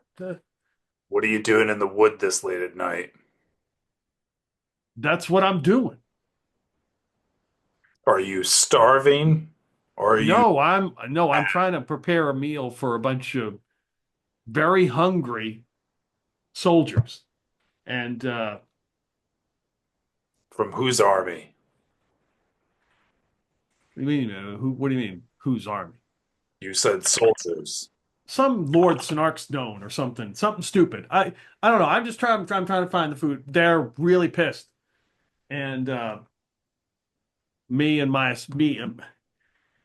Alice are out here trying to find food for them, and it's just.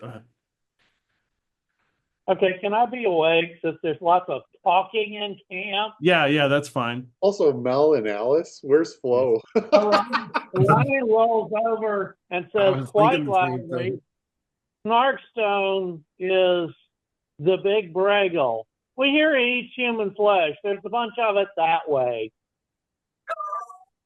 Huh? Really?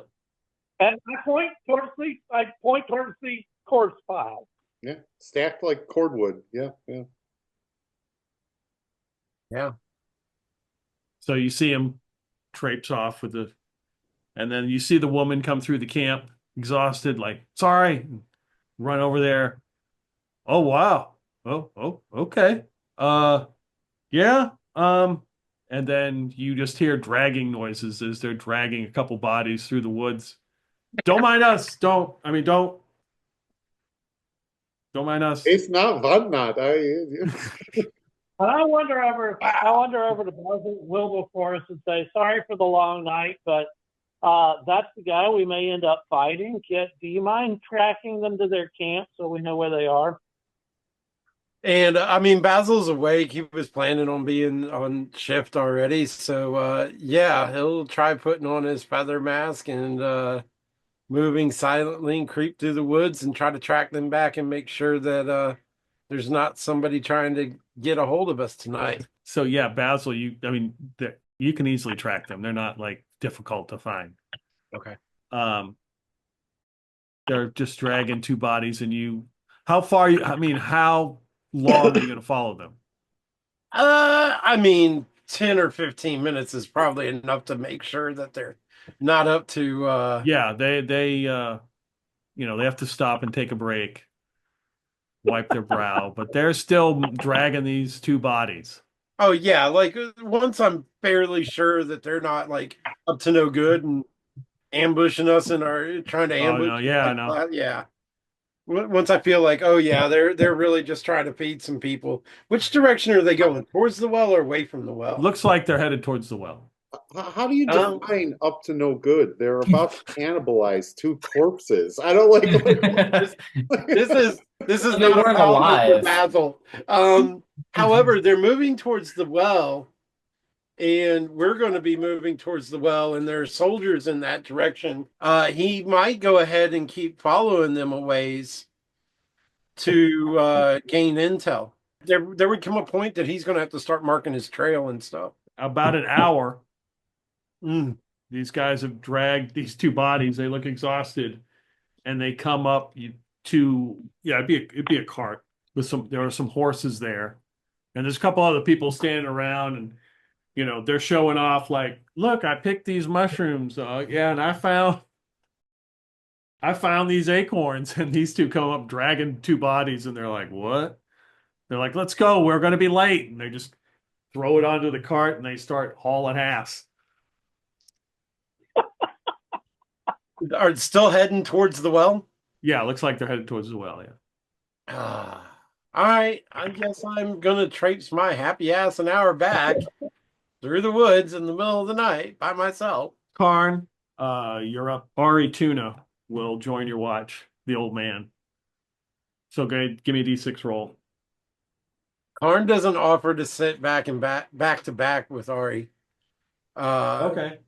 He suggests that they face each other so they can watch each other's back. He's fine with that. Well, he doesn't say anything about it, but the idea being that he knows this guy's not lawful. So I got a 6. Sun is starting to come up, so it's got that weird effect with the light coming through the woods. Yeah. But you hear what sounds like a troop, probably an adventuring troop, moving close by. And you hear one of them say, there's a camp over there. It's like, okay, all right. Well, do you want to ask them? I don't know. You can ask them. Okay, fine. They're probably awake. Karn prods Felix and Basil. He's waking up the muscle. Yeah. Felix immediately just drags on his arm. Ryan goes, damn it, I thought these woods were supposed to be, way out in the boonies, nobody around here. What the hell is going on? You see what so an older man wearing like a skull cap, metal skull cap, like a breastplate. He has a sword but don't have it armed. He's like, hail, well met, sorry to bother you travelers. Want to know if you have come across it's supposed to be a large tree that has fallen, and there's a enormous pit, and there's a foul stench. Maybe you haven't come across it, but we are looking. Of course we've come across that. I give him directions and tell him, fantastic. how back it was. Okay, so we're not far off. Good. We should reach it within a day's reach. Nice. We found a lady there who had been attacked and in a village in gallblight of some sorts. Oh, yes. And all of a Okay. sudden she woke up there when we aided her. Lots Oh, of very people in these woods heading for gallblight. Too many, if you ask me. Ryan asked them why they're looking for this. Do they know anything about the supposed monster? There's some sort of creature that lurks in there, and there's untold treasure, of course, it has in its hoard. We wish to slay this beast and take its treasure. I mean, That's a very admirable. Best of luck. And profitable. Maybe when we finish our Maybe we should go back. own quest, we'll head back that way and see if you succeeded. If not, we'll take care of it. yes. You hear one of the other people in the group yell back, "Hey, there's a stack of bodies back here." The guy's like, oh, okay. Well, we appreciate Bandits. the help. Bandits! You found bandits back there. Oh, that's what the stack is. Oh, yes. I finally found Okay. my voice. Well, they probably had it coming. Yeah. Tell me, why are so many people walking through the woods in the middle of the night? And going to gallblight. I'm not sure. There seems to be an influx of all manner and sort headed to the well for some reason. You don't mind if we take one of the? Were you going to? He kind of looks at the group. Are you going to do anything with those bodies? Not to judge, but What are you gonna do with them? we'll probably take one with us. That's one way to get the beast out. It's a fresh body. Well, Go for it. go ahead. It saves burying them. Oh, nice. Thank you. We weren't going No, to bury them.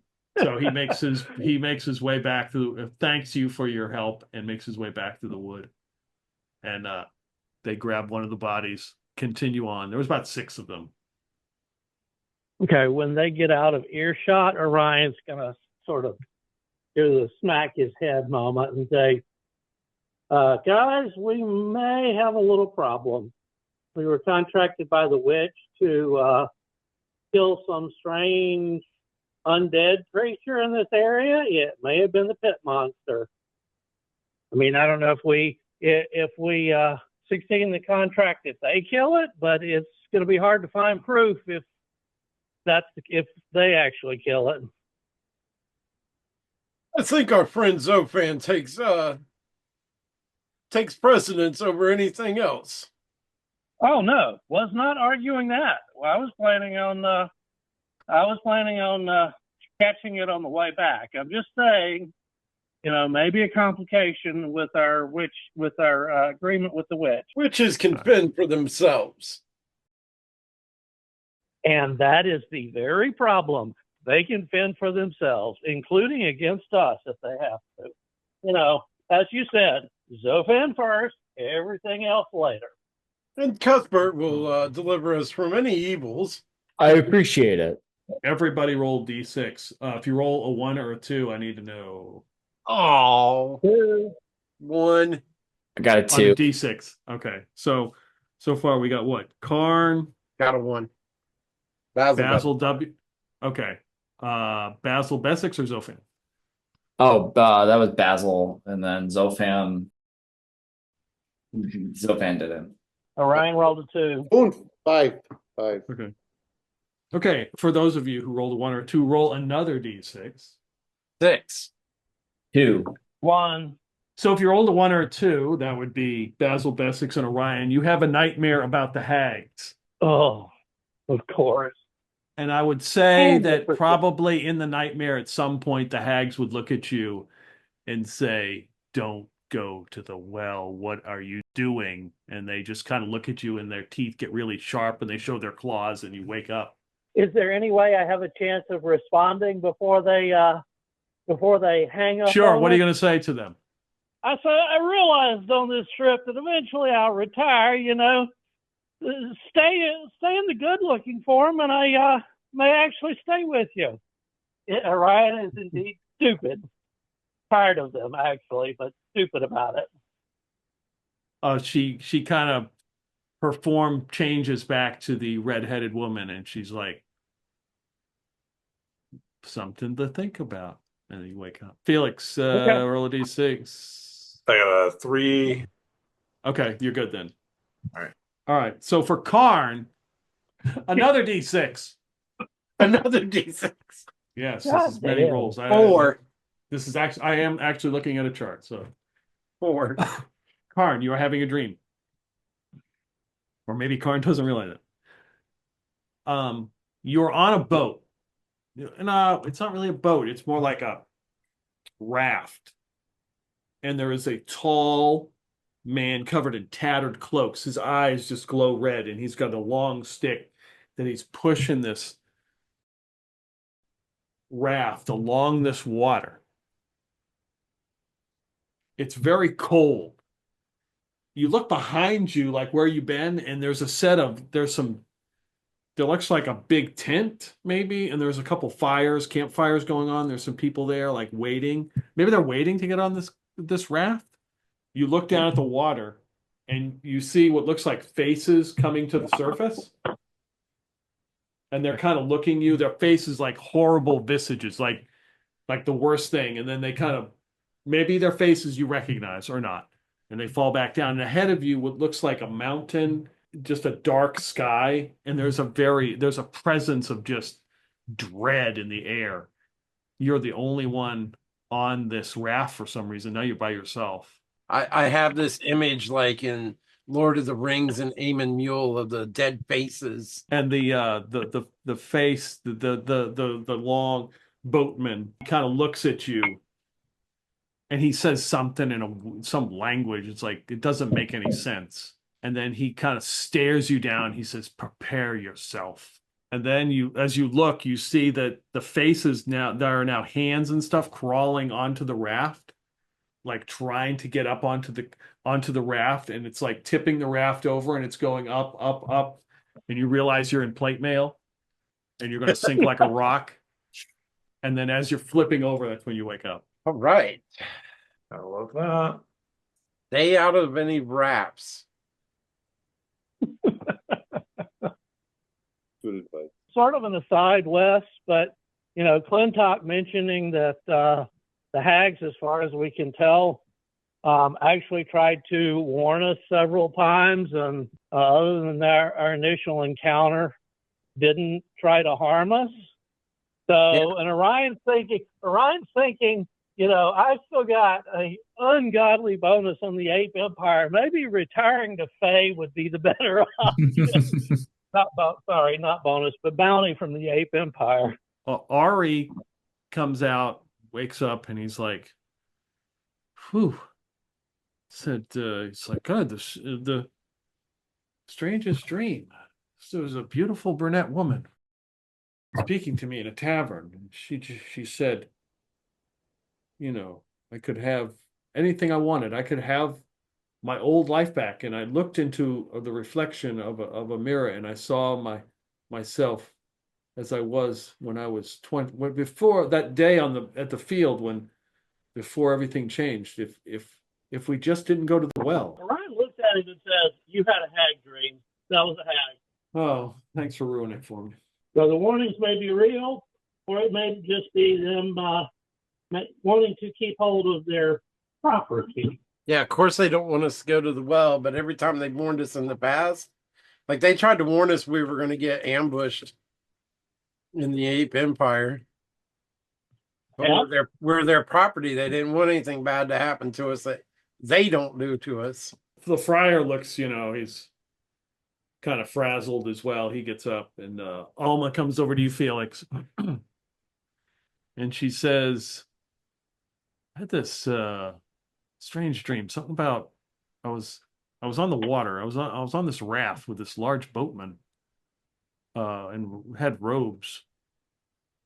And he just had red eyes. The only thing else he had red eye. He had red eyes, and then in his he had like a pocket on his robe, and coming out the top was like a pamphlet, the ones that Karn gives out. I think it was said St. Cuthbert on it. I don't know.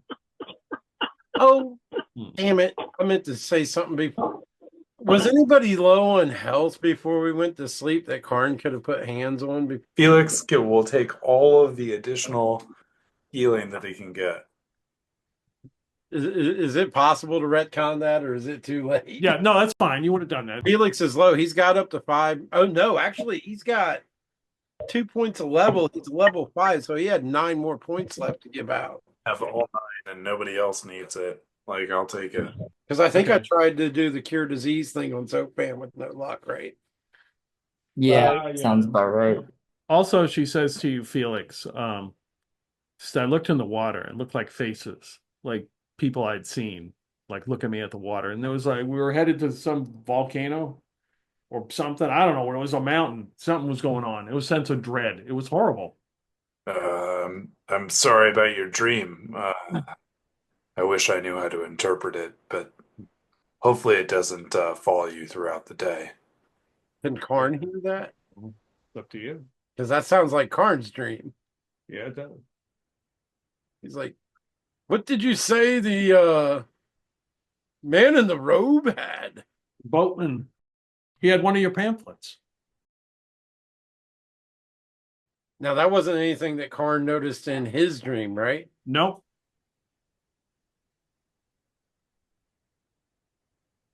That is unusual because it is very similar to the dream that I had. Only the boatman disappeared and he spoke to me, then he reappeared and spoke to me in gibberish.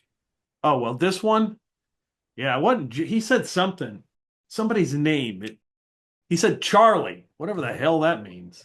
He told me to be prepared. Charlie's our friend that we're rescuing. Charlie's the name of the dream dragon. I'll make sure everybody Zophan, knows about our dreams. Zophan, 2d10. All right. 14. So you get some more feathers. You're looking more avian. Give me a d6 roll. That's a 1.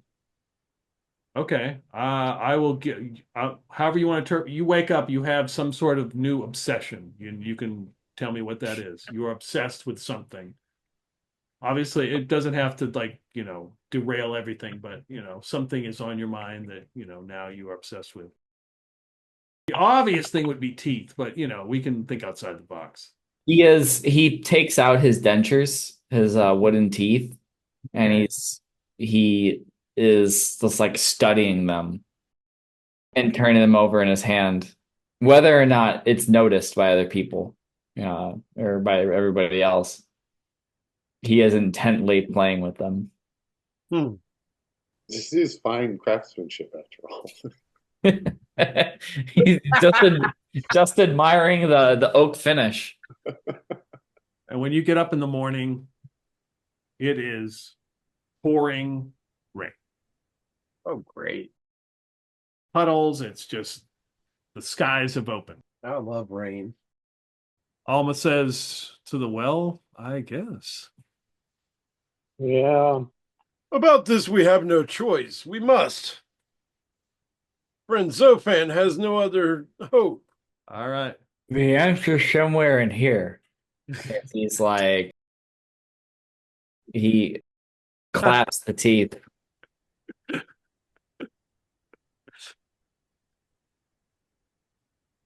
Then pops them back in. That's not creepy or anything. My friends, I think perhaps we skip breakfast and we get straight to the well. He gives a very nervous look at Zophan. He's just looking at your teeth because that's all he can focus on now. But you may not know that he's just like, when he's looking at you, it's just like his eyes are not meeting your eyes. They're just like looking slightly off. Yeah, I'm definitely a little nervous. Paul, D6 roll. Let's see what random people we'll run into today. A 3. D100 roll. 38. So you are making your way through the hilly forest, and through the woods, a path enough for, a couple mules, mules. You got mules. In the rain, it's wet. You come up to a road.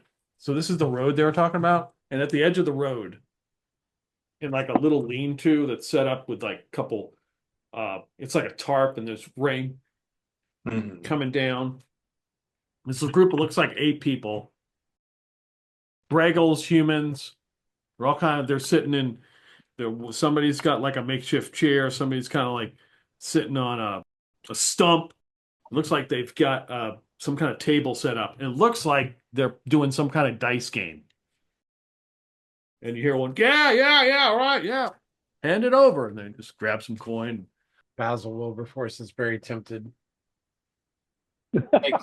Takes a look over at Karn, who gives him a very dour look and loses all temptation. Which day of Simswold is this? Oh, yes. Very important. This is, I believe, the 29th day of Simswold. You are almost into the next month. Karn's taking his +2 to his AC from his It's a good item, call. by the way. So yeah, these guys are gambling. They're doing some kind of gambling game. They see your group coming up and they just kind of nod and they just go back to doing their thing. Felix is just gonna try and keep going in that case. Okay. Hostile. No particular reason to stop. Yeah, Karn's going to keep going, but he does have a look of a disapproving look on his face at the gambling. Okay. Yeah. Zophan briefly stops to think about whether or not he should play them for their teeth, but decides against it. And there's some more cheers and one of the guy downs it looks like he's drinking out of a some kind of horn. And they go back to gambling here in the rain. Russell, D6. Okay. Roll a D100. 202. Alma takes you across, this road back through the woods, and you begin to approach the well. She just tells you that. You really don't see it. I mean, you're in woods, and she says, "Trust me, we're almost there." Well, my And friends, if we know that the well is infested with crook hordes, perhaps some stealth is in order. well, the rain may help us, and the well is pretty big. It's very, very large. Felix just turns to Basil and says, "Well, could you scout ahead?" I guess that's my job. And he'll ask for directions from Alma, or ask her if she wants to. Rangers are pretty good at stealthing ahead in the woods too, right? She's like, we can scout ahead if you want. I don't want you going by yourself. Not with whatever we've seen and heard. I mean, like crookhorns and other things are out here, and I mean, this is like there's everybody out here in the wool in the high wool. What the hell? So Basil, as always, playing into his low charisma of always doing the wrong thing at the wrong time, almost bats his eyes at her and is like, "Oh, you're worried about me? Yeah, let's go together." Oh, God. Okay, that's not creepy. Not at all. Gotta make up for not having Wampus in this group somehow. Like she explained. So the well is pretty big. But what does that mean? How big? Like, do you mean deep or wide? Both. Okay. She will say that it's unknown how deep the waters are. She knows that there are creatures that swim in the water. So it's more of like a reservoir than a well. Bingo. Yeah, they call it the well, but you're correct. That's a better word for it. Correct. It's more like a reservoir. You and Alma make your way. You go in about 30 minutes. And you come upon a group. There's like 5 people ahead of you. They're all like holding lanterns, dressed in ceremonial robes, maybe, or something. but they're not any church you would recognize. They appear from what you can see to be human, but they're ahead of you walking. How far are we from our friends at this point? Like 30 minutes. Okay. And I ask her, how far away do you think we are now from the well? Well, to one edge of it, we're probably 30 minutes from here. Maybe we need to just follow them and see if they run into anything bad. All right, you follow them. So there's kind of like a mist now that is set in.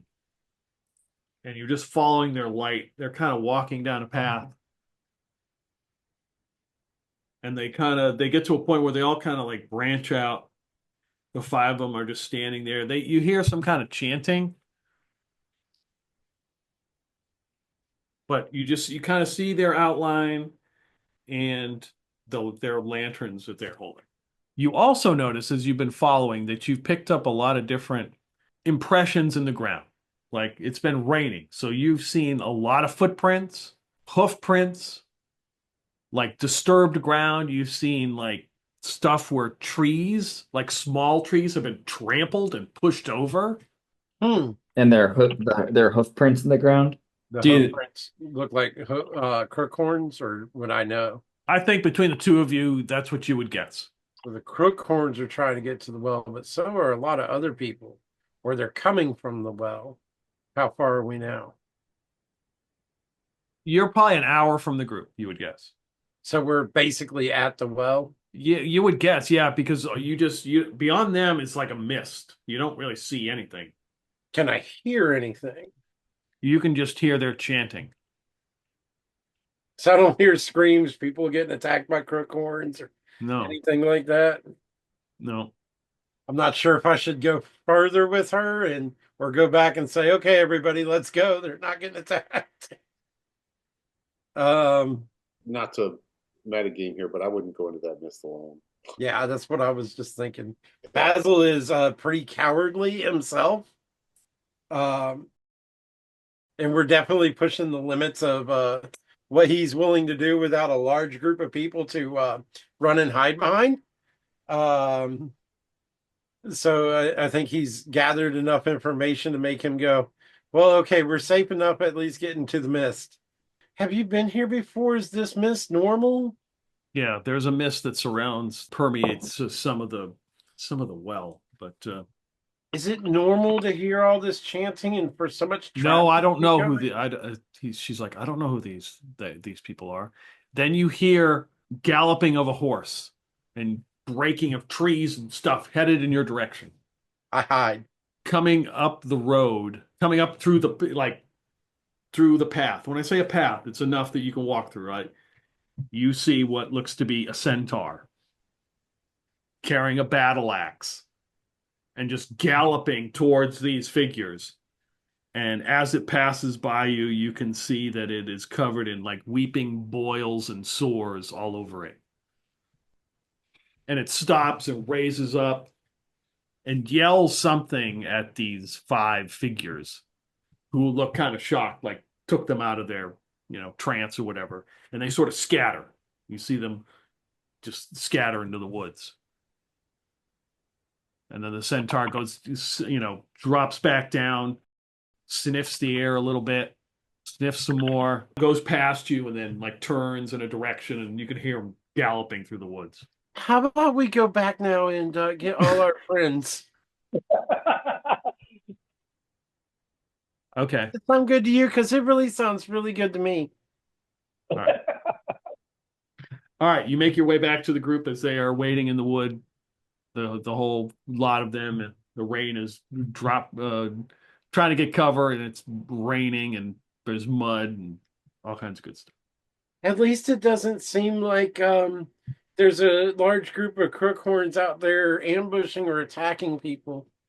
But there's a large mist and a whole lot of chanting, and Alma here says that this kind of traffic is unusual, so I'm scared. Well, the other thing that doesn't sit well is we were told originally that there was a village near the well and we could barter with them for more safety when we had to enter the well.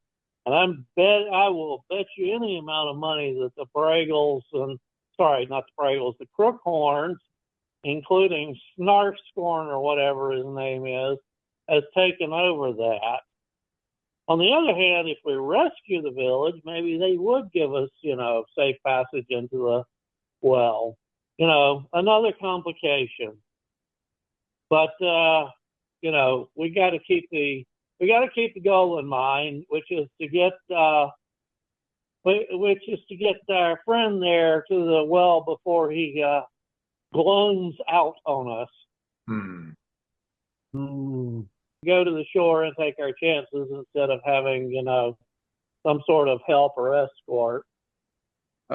Karn looks at Zophan, and if he was at 60-something% yesterday, what's he at today? More than that. And he says, I am not too sure about the wisdom of waiting any longer. If we can even just make a mad dash and throw our friend in the well and turn and fight, this may be the best bet. Do you think they have teeth in the well? Fine, rush. Yes. I think there are lots and lots of teeth in the well, my friend. Then we should hurry. So perfect and round and wooden. When we get close, my friend, you shall get on the horse with me. I would like that. He goes to inspect the horse's teeth. Horses have big teeth. So you're gonna just head the way that they went? Everybody head down there. Is there anybody not heading towards?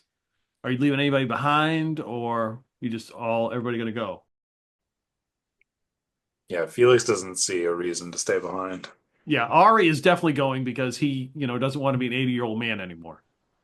And we've got Felix has got a couple of people to help too, right? Yeah, he's got a couple worms.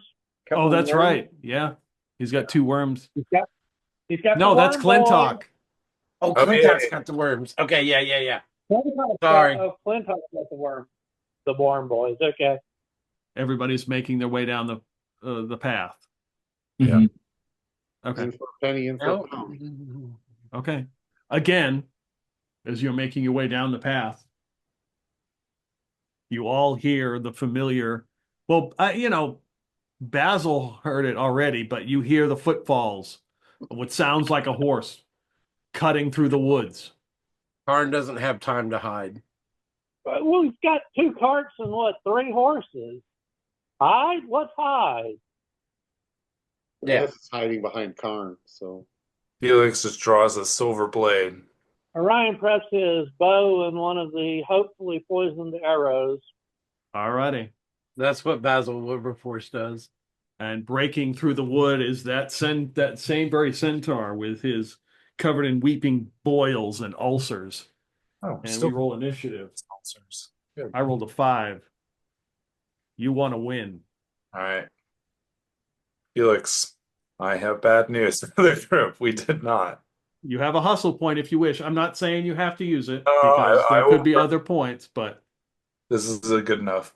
That is a 5. okay, goes to the players. You're first. Centaurs are kind of tough, aren't they? This one might be rabid. Yeah, well, I'm not betting on entangling him. Is he in? You said he's wielding this big ass axe, right? Yes, with one hand. Yes. With one hand. Okay. I mean, it's a big axe, but it's not like it's not like you're thinking, oh my God, it should be a 2-handed axe. Okay. Is he wearing armor at all? No, he's covered in boils and ulcers. And sorry to be detailed. I'm looking at the heat metal description. Is the haft of the axe wood or metal? It's wood and then metal at the top. Okay, so heat metal is not going to hit him directly. All right, I'm just going to send an arrow his way. Basil's going to plant the rabbit flag. Yes. Okay, good. So Thank you Basil. get +2 to hit. Everybody gets +2 for this round. Oh, cool. Well, I roll a 13. I have +1 naturally, +2, total of 18. That's a hit. All right. The arrow itself does 3. Does the supposed poison do anything? I don't know. You'll have to find out. Orion hits him with an arrow. Zoom. It pops one of his ulcers. He's happy. Damn it. Felix is going to charge up there and try and strike him. Okay. Does the 13 hit? Did you add the plus from the flag? Oh, I didn't. That's 15. That's a hit. For 7. That cuts into him, and he just kind of oozes. Damn. Zophan's going to pull out Chi-Hai Okay. and swing it through and attempt to hit the Centaur's face. Okay, cool. That is not a hit. Okay. Even with the rabbit flag? I rolled a 3. Okay. I actually no. I got. This has a lucky property, so I'm gonna use the lucky property to reroll. 18. That's a hit. Roll me another D6. 1. Now these ulcers, are they pussing? Yes, they're weeping. Yes, in the description it says weeping. Does it look caustic? You know, with these type of creatures, you probably wouldn't want to find out. Fair. All right. Who's next? We've used the charging into melee roll before, right? Right. You get a plus. +2. Yeah, you can do that. And I can do that from my warhorse. Well, like on the warhorse, if you got a lance, you get like double damage from the lance if you charge, but I don't have a lance. Yeah, I'm gonna charge him on my horse with my Himadiah sword. That is a nat fucking 20. Whoa. Solid. I didn't need the +2 after all. Okay, I rolled a 5 on my D8. Okay, that's 13. Do Okay. you have any extra? And then my strength gives me a +1. Roll me a D100. And it does the it ignores any Yeah. 95. Maybe that's good. Maybe it's bad. All right. Okay, Karn Stone. Tell me how he dies. Oh shit. Yeah, I just it's very simple, clean, and neat. He just charges at him, and as he passes by, you see the sword just whip out, and it doesn't for a second. It doesn't seem like it does anything, and the centaur rears up to like he's going to turn and attack me, and when he does, his head just walls right off, and he falls down. Yeah. Yeah. It rolls onto the ground. Karn got a nat 20. I haven't done that since that Castle Amber thing. And with this inspiring attack and takes down the centaur, just remember if for some reason you get into another fight here, I don't know why you would. The first round you'll get a +4 because you're all inspired from Karn's display. Nice. Nice. Okay. And he turns around and he looks at Erasmus and says, "Told you that Cuthbert always makes sure you read your pamphlet well every night and every morning." This is good advice. So you continue your way down the path and you get to the point where you saw the 5 guys in robes. It's like there's like a mist, and you step up and you realize the wood just ends, and you kind of look down and you faintly see what looks like water, but that is probably a 60-foot drop. So we got to make it down. Down 60 feet. I look at our guide, Alma, and say, so can we get closer to the water if we go either direction here? Yeah, I mean, there is a way to, from what I've heard, there's a path that basically leads into the water, but I can imagine that's probably being watched considering what the hell is going on. Karn looks at her and he looks at Zophan and he looks down at the water. And he looks at Zophan and he looks down at the water. And he looks at her and says, "How deep is it near the edge?" He's like, I don't know how deep it is. And at that point, running past you, buck ass naked is Ari Tuna, and he cannonballs into the water. Woo! All 'Cause right. he's not it's waiting time any to- longer. It is time to Carn- not take it. Okay. I'm sure more than my character has rope. We can knot a couple of 50-foot ropes together and lower people down one at a time. I have For 50. this case, How does this cannonball work out for him? That's You what want I me to roll? want to know. for If it, this case, rescue the streaker. I want to know how the cannonball works out first. I mean, it wasn't a very good score, and you're going to get screwed by the Russian judge anyway. So No, but I mean, like, he hits the water. Does he come back up whooping and stuff, or does he just disappear? Or you can barely see. I mean, it's you hear something down there, but yeah, it's just like you really can't see anything. It's just it's. I mean, it's raining and it's overcast, but there's like this mist, and you can kind of see this water. It looks like maybe he's down there flopping around. yeah. You hear him hit the water like pavement. It's 66 worth of damage. Like it's the D6 for every 10 feet. So I look over at Zophan and go, "You're an acrobat, right? That means you must know ropes pretty well, right? Tie these two together for me, please." And he hands you a couple of ropes. I mean, Karn's sitting on a war horse. There's no reason we can't lower him down right away. he is sprouting wings or feathers anyway. Maybe he can fly down. Well, I mean, Karn was seriously going, I'm just going to take him, thinking about just tossing him over the edge into the water. Yeah. This is why I wanted to know how that cannonball went. Sorry, my character doesn't have anything like rope use, but acrobats have something, right? They have tightrope walking, but they also have falling. Their damage is kind of reduced for falling. I'm just trying to figure out what that reduction is. Stop talking into tossing you over the edge. Oh, wait a minute. They've got climbing too. He could just climb back up. It's Ari I'm worried about.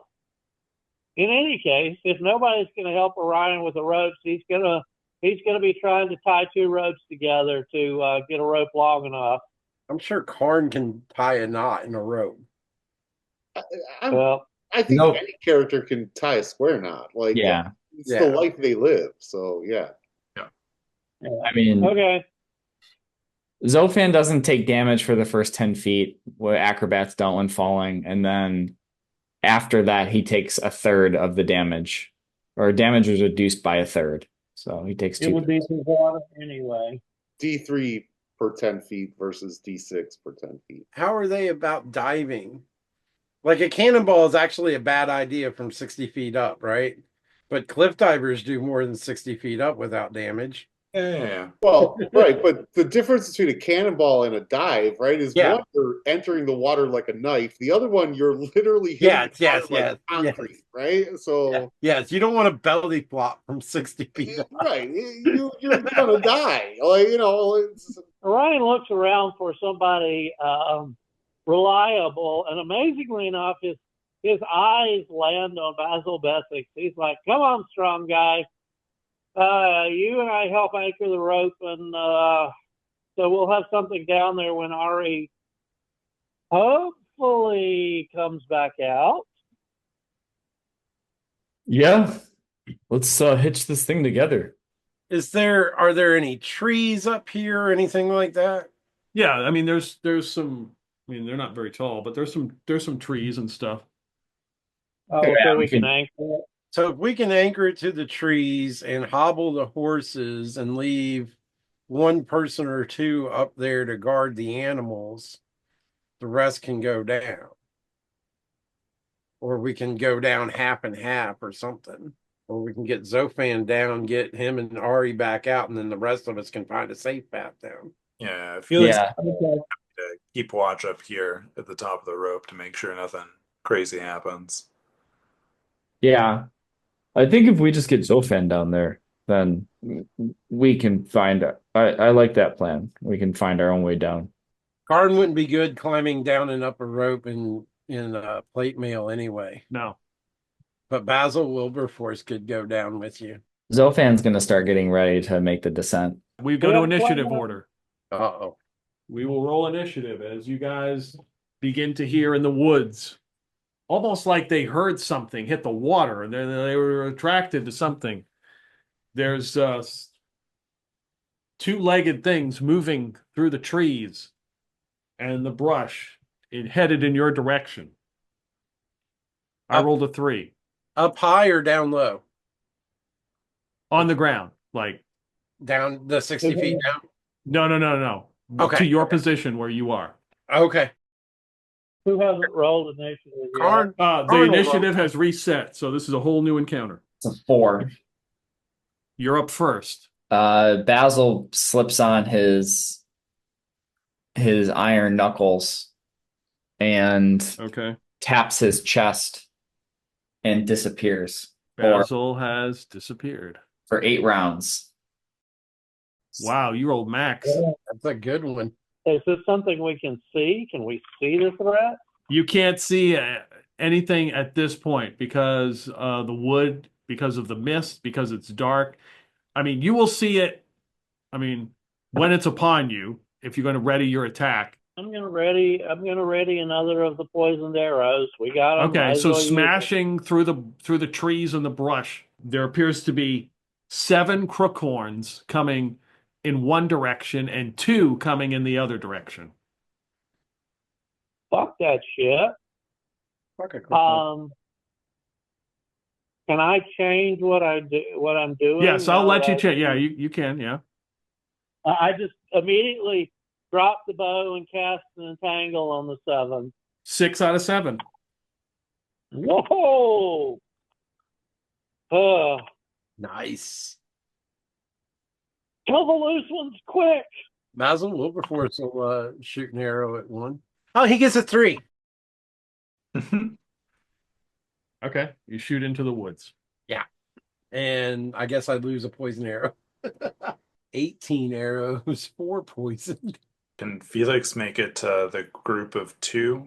Yeah, you can. I mean, they're charged. They'd be like right up on you, and you just attack one of them. All right. Yep. Or whatever you want to do. Oh, nat 20. Nice. Okay. And remind me, nat 20 is double damage? It is what max damage plus the roll. Oh, right. All right. So it is 15. Roll a d100. 42. You just look cool doing it, but tell me how he dies. It's just charging with his sword over his shoulder, and as he gets close, just lowers it down and just like lomps its head straight off. And the body keeps moving for a little bit. Yeah, continues to move. And the head just rolls past you. You see the diseased-ridden Breggles head with its one horn and one it's broken, and then it stops, and you see its milky white eyes just kind of oozing everywhere. Yeah. How far has Zophan gone down? Like, were they? Was this like just? Yeah, After so you're descending or headed like down the rope. You're headed down the rope. Yeah, I mean, if he was Okay. already like down there, or already like over the edge, so to speak. Yeah, we can say you're down 30 feet. Okay. Yeah, he goes as far down as he can. Okay. If he was already over the edge after losing his arrow, Basil Wilberforce would start climbing down behind him. Okay. You start climbing down the rope too. Well, I had promised I was going to go down with him, so I mean, Okay. I don't want to retcon it and say, "Oh, I didn't lose my arrow." No. Yeah, you know what that's I mean. perfectly fine. Yeah, but if I was going down there with him, I'm not going to let him go down alone, even though it scares me. So are they within 240 feet? Yeah, oh yeah, they're like right up on the group. Yeah. So Raz will just snap his fingers and say, "Die knock through feet," and cast sleep. 7 hit dice. That one guy, man, he is pretty hot. You see one collapse. Okay. It doesn't really collapse because it's entangled. It just kind of sits there like, Right. and its milky eye is like going into it. You see the stuff coming out and going into its mouth. It's gross. Yeah. Okay. Yeah. We're doing these things a favor. Let's see. Who's still standing? That's not entangled. There's one where Felix is and one where the 7 are that's not entangled. Well, I figure Felix will handle that one. And is there 20 feet where I can get up a charge with my horse? Or No, you wouldn't be able. Yeah, you're not gonna be able to charge these guys. Okay, but I got an 8. Well, you got a +4 because of Yeah, and a +1 for my strength. so 6. So that's a hit. Oh, sweet. And I rolled a 1 +1. You're trying to miss. So I the mean- friar kind of grabs his holy symbol and he's like, he's unsure if his current course of action is probably good or not. He's just looking around. He's like, I don't think the circumstances are. I don't think our circumstances are dire just yet. I think we've lost the whole element of surprise. And he begins to speak a prayer, the miracle of Saint Godwin, and you hear blaring trumpets. And you are now, all of you get +1 to attack and damage. Nice. Nice. So Alma springs to action, of course, goes by Felix's side, takes out her mace, and goes and hits this crookhorn, and his head just splats and just pastes a tree. And she just kind of looks at you and gives you a wink. Felix has great technique. Where have I heard that before? Hard to play. Karn just nods his head. So the entangled ones can't do anything. There's only one that's fighting Karn. And of course, he will attempt to bite him. With my +2 AC. I don't think a 17 hits. No. So he tends to munch down on you. He fails. All right, it's a new round. I roll my D6. I got a 1. That's terrible. I'm going to make an additional roll. Just ignore this roll. Okay, good. Here we go. 5. All right, you're up first. Well, I will start peppering the entangled ones. I mean, I don't know. You want to play this out or? What do you mean? Well, we've got 6 entangled, right? One of whom is asleep. Are we going to go through the motions of attacking everyone and dropping them or not? I don't think it's an auto hit. Okay. You probably get a plus to it, but I don't think it's an auto hit. Well, the one that's asleep is an auto. Yeah, yes, yeah, absolutely, yeah. Well, I will leave that one because, leave the easy ones for last. All righty, I'm going to use my sling because I can recover ammo for it a lot easier than I can with the bow. I roll a 6. We may miss. You said we get +4? That was for the first round. For the first round only. You have +1 to attack and +1 to damage. Yeah. Okay. So I've also got +1 for dex, so that's an 8. That would be a miss. Oh, well. Looks All like right. we got to play this out the hard way. Zophan's gonna go down as far as he can. Yes, you reach the water. You notice floating in the water is a lifeless form of an old man who's just floating on the water. Zophan's gonna get in the water. It's definitely cold. Assuming that this is the well, Zophan's gonna power through it. Presumably submerge his whole body. What is Zophan wearing? He's got his shimmering gold pants. Oh, that's right. Yes, sir. You would make the brightest glow in the land there. The most fabulous. And he's wearing a House Og's body beer vest. He used to have a golden top to match, but I think it was stolen at some point. Okay. So you feel a slow pulsing vibration, and the water is very cold. It's also very dark. Assumes that this is the well doing its work, so he's Okay. just gonna be sitting there and kind of, still be standing, not like treading water or anything. Close enough to shore that he could make a move to get out if he needs to. Yeah. So when you mean by out, you'd have to get to the rope and climb out because it's like a sheer rock wall.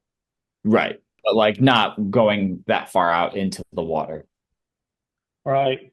Acrobats have climbed sheer surfaces, not the meta game, but They do. the two who went down are the two people who could get back up even without the rope. Roll a d6, Dustin. That's a 5. You faintly see. Oh, you and Basil Wilberforce, as you climb down, you can faintly see. This is like was stated, more like a reservoir. It's like there's a mist and it looks like it goes on, but you can faintly see like flickers of light everywhere as you look around. Basil All right. will lower himself down in right behind him. Because he wants rid of that hag stench. Oh, okay. Raz will Nice. bring his blowgun up to his lips and shoot a dart at one of the entangled crookhorns. Okay, go for it. I rolled a 16, so 16. There we go. Yeah. okay. Yeah, that's a hit. So that's going to be, and this is with one of those poison darts, by the way. So I don't know how much what it does, but I do 3 points of damage with the dart, and then whatever the poison does. Okay, gotcha. Felix is just gonna go try and chop down one of the other entangled ones. For 13. I don't remember if that hits or not. 13. Did you remember the bonus that you got? No, 14 because of the +1 from That's a hit. for 5 damage. You just about bring that one down. What happened to the one that Karn was on? He tried to bite you and he missed. Okay, so he's still standing and fighting. Karn's going to try to hit him. Okay. Well, I got a 13 plus 1. That's a hit. Their armor class is 13. Oh, well. And that time I got a 7 plus 1. Is there one, is there one that any that are kind of like hanging back? No, one is entangled and asleep that nobody has touched. And the rest of them are entangled, but they will not be entangled when it's their turn. So Yeah, like if Basil approaches the entangled ones, he will he also become entangled? Or is it no, it ends. It's not okay. That sleeping crookhorn will be asleep for 14 turns. So yeah. He's snoozing for a while. Basil is gonna go up to one of the entangled ones from behind and pop him with the paralyzer. And that's an 18 to hit. Well, 19 to hit. Roll damage. 7 damage. And he has to make a save versus spells. That's gonna be close. Man, that he might have made it. He made it. Yep. He is not paralyzed. But you definitely lit him up. Yeah, and I'm pretty sure that breaks his invisibility. Not with that. I specifically had it. It doesn't. It doesn't last for very long, but you are invisible. You can attack while invisible. It doesn't lose your invisibility. Okay. All right. That's massive. So, let's see. Karn went. Is that everybody? Is that everybody gone? I think so. Yeah, other than the NPCs. Yeah, that's that. Alma comes over to the one you're fighting, Felix. She says, "That's how it's done," and she crushes this dude right in the face. Now, granted, he had 1 hit point, but yeah. The friar is tending to the goat jerky and the rest of the livestock, and kind of watching to make sure nothing else bad happens.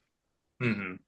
We got the one sleeping. The one on Karn will attack Karn. He is going to try to bite him again, because that's what these things do, and he misses with a 13. Yeah. Karn is fighting that one. This one is no longer entangled, so you always want to chomp on a paladin. So he goes and attacks Karn as well with an 18. Gosh, these guys had a better... Almost. I'm trying to snack on paladin. Almost. So I got like a +1 for a shield, right? So 17 plus the 2 for my idol is 19. One will turn around and try to bite in the air. That is a critical failure. You went snake eyes there, Peter. Yep, that's a crit fail. 87. I gotta look up the damn thing. Crickhorn was trying to bite something that attacked it and realized it wasn't there. Gotta love it. Huh. Well, these things aren't very bright. Dustin, roll me a d4. 4. So this creature turns as it was hit and like reaches out and snarls, and instead of doing and it misses you completely and like grabs onto like hits the limb of like an oak, and you hear its teeth just go smash, and it just hangs there and falls over dead. Nice. Too bad Zophan is down in the well. He could grab those teeth. Zophan would have been so excited. Wow. Fantastic. One will go That's after just- Felix. That's terrible. 13, that's a miss. Well, I'm rolling max damage. I just can't seem to hit anybody. So yeah, you're taking care of these guys. Is Erasmus still behind Karn? Well, no, because Karn is on horseback, so Erasmus Right. is sort of standing wherever Karn was when before he charged. So yeah. All right. So Erasmus, the friar, we'll just say livestock, Alma. So there are 4 viable targets. 4. This one's going after Alma. Another nat 1. Rolling Okay. hot tonight, Peter. Yep, 42. He just embarrasses himself. He's glad that not his Crookhorn boss is not here to see that pathetic display. Did I miss something? How many are loose? Because I thought we had either entangled most of them. You did, but it's one turn. It only lasts one round. Okay. Or am One I misreading it? One turn. Okay. So 10 rounds. So it says you can't move. So this is what I'm going to do. I'm going to give them a strength roll. They got to roll under their strength. But basically, I would say the one on Basil would make sense. The one on Karn was not entangled. Right, because if you come within melee distance of them, they can melee. Okay, so the one on Alma is not entangled. He's able to get out. Felix is fighting one that's still technically entangled, but it's fairly close quarters. Just ignore that roll, and we roll for initiative. I rolled a 5. Arnold. Come on, big numbers. I got +1 too. We lose. I use my big roller for that too. Big roller. Is what it is. Let's get this rolling here. There's one on Karn. Misses. Oh yeah. There's another one who's sort of entangled. He's trying to bite you, but he can't do it. He's stuck. The one on Alma misses. The one on Felix is not entangled.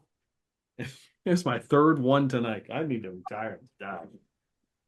This is terrible. I like that die.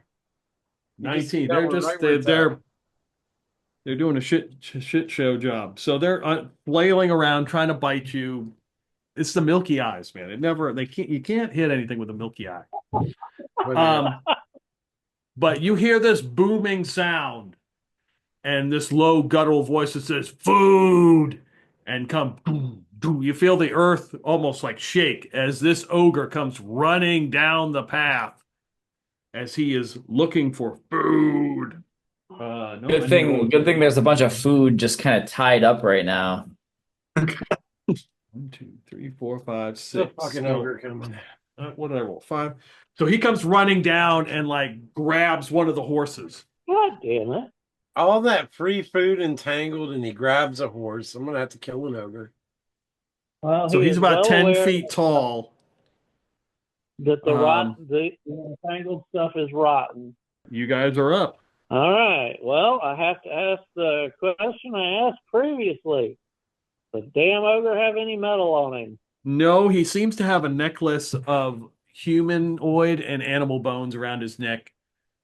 and his big pot belly is sticking out, and he's got a club But no with a metal. loincloth, Can it? thankfully. Can it be a metal loincloth? I'd love to burn his nads off.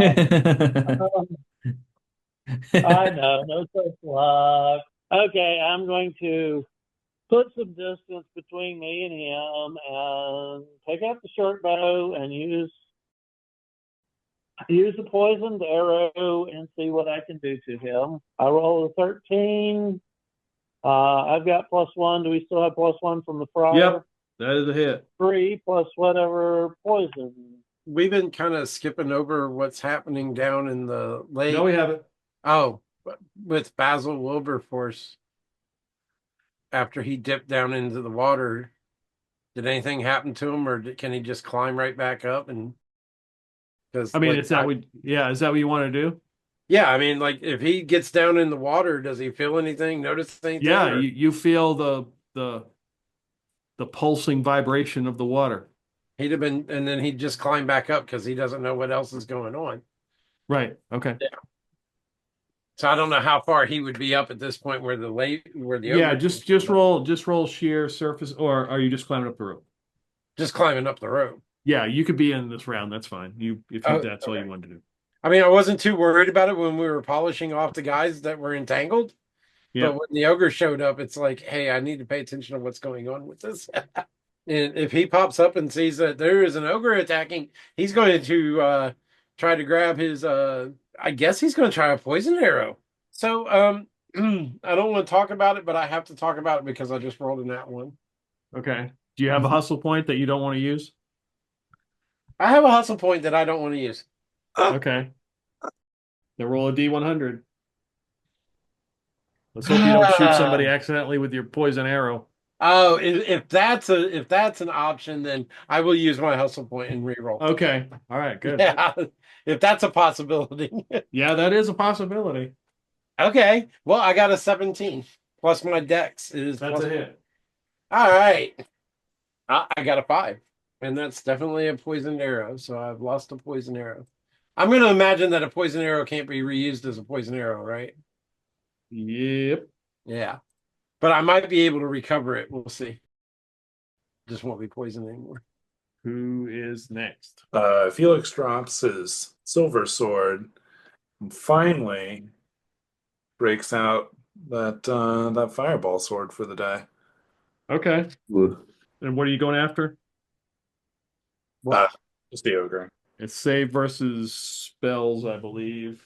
What is the damage? Is it 46? 46, yep. Okay. Go ahead and roll the damage. 15. Okay.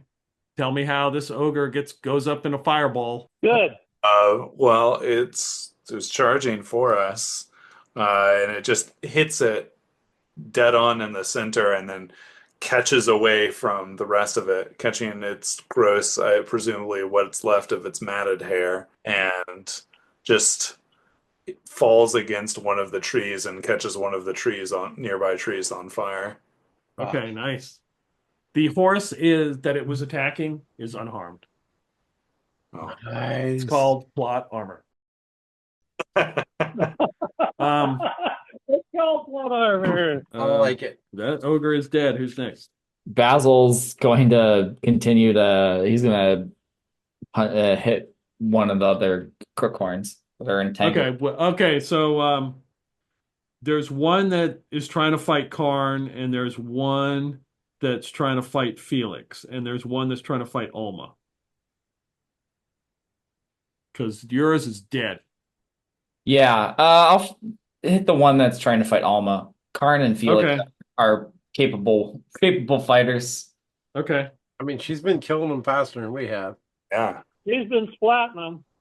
All right. Well, then I'll run up behind the one that's fighting Karn. Okay. I wasn't trying to say that, but yeah, I'll take it. That is a 20, not natural. Yeah, definitely hit. It's 6 damage. And save or spells. Well, that one's dead, so you don't need to do that. Okay. So you don't see Basil, Karn. You just see the crookhorn like head jerk to the side and then go limp. Cuthbert strikes again. As like in the spot on it, there's a spot on its face where there's like a welt of kind of the iron knuckles.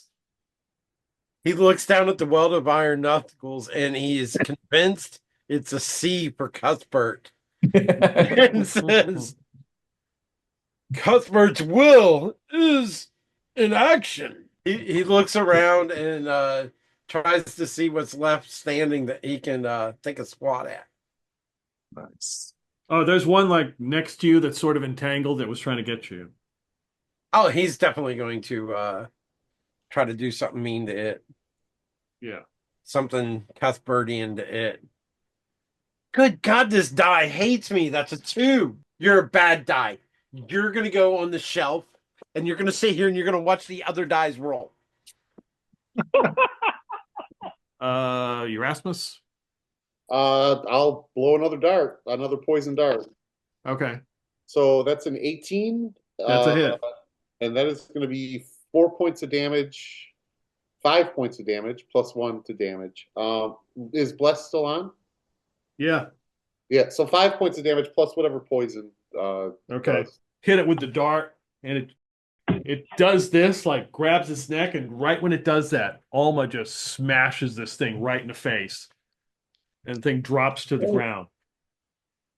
She's been batting cleanup, literally batting cleanup. Right. Yeah. There's one sleeping Crookhorn and 2 that are fighting. Zophan, what are you doing?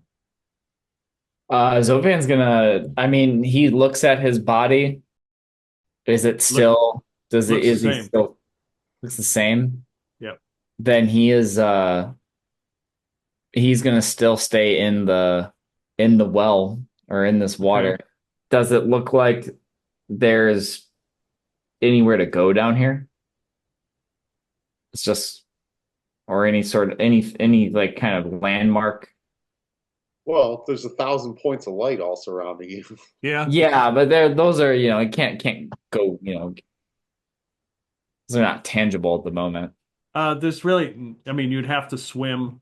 The only thing next to you is Ari Tuna, who seems to be floating on the water, lifeless. Oh. I guess he'll swim a bit into towards the center. Okay. Try to drink it. Just drink some of the water. No, you could try drinking some water. Roll a D100. We're going to find out what this water tastes like. It will be very strange if it's 49. Oh, it's got a lemony scent to it. okay. Lemon. Yeah. Yeah. Like a good lemon or like a cleaner lemon. Tastes like Pledge. Yeah. Yeah, it's a Pledge lemon taste to it. Oh. He regrets his decision almost immediately. Oh boy, the ogre is burning on fire. That thing probably. There's been a lot of bad smells in this episode. That's probably one of them. Yeah, right. Ogres smell delicious anyway, right? Yeah. To make pretty well Zophan at least. That one is entangled, but Karn is right next to him, so he's trying to hit Karn. He's trying to bite Karn. That's my 4th natural 1 tonight. That's crazy. I'll take it. Time to burn that dice. 51. I was rolling 20s with these the other day. It's just I was going to say that die was hammering us a couple of weeks ago. Can't fall prone, so the Crookhorn attack has failed miserably. Oh, let's see. We got a new die here. We'll introduce the new dice. As this one goes after Felix with an 8 plus, that's a miss. 5 for the next round. Whoever hasn't rolled, ignore that roll. Good. I think I haven't rolled this combat, so for 6. You're up first. There's only one more Crookhorn, right? There's 2 and 1 sleeping. Oh, well, yeah, but the one that's attacking Alma, right? She killed that one. Okay. I guess whatever the nearest one is then. That's definitely going to miss. Not a nat one, but not a hit either. She manages to hit it. Does not kill it though. Too bad. Hits it with her mace. Who's up next? Basil will sneak up behind one of the remaining ones and punch it. It's a 11. What's your plus? Do you get a plus from the Actually, no, it's a 12. 12? That's I will pluses. say that you would get a plus because of the fact you're invisible. So it's a hit. Okay. 7 damage. Almost knocked that one down.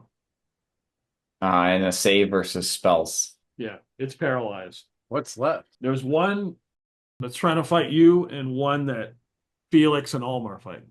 Now, the one trying to fight me is entangled, right? Well, yeah, and he's paralyzed too. And he's paralyzed. And then there's the Yeah, other. you can just say you kill him if he's paralyzed. He's I dead. killed him. We have one asleep, which is an auto crit, and one paralyzed, which I think is the same. So it's like they're Coup de dead. grace. Yeah, Karn does the coup de grace thing. And I think Basil Wilberforce has already acted this round, right? I don't think so.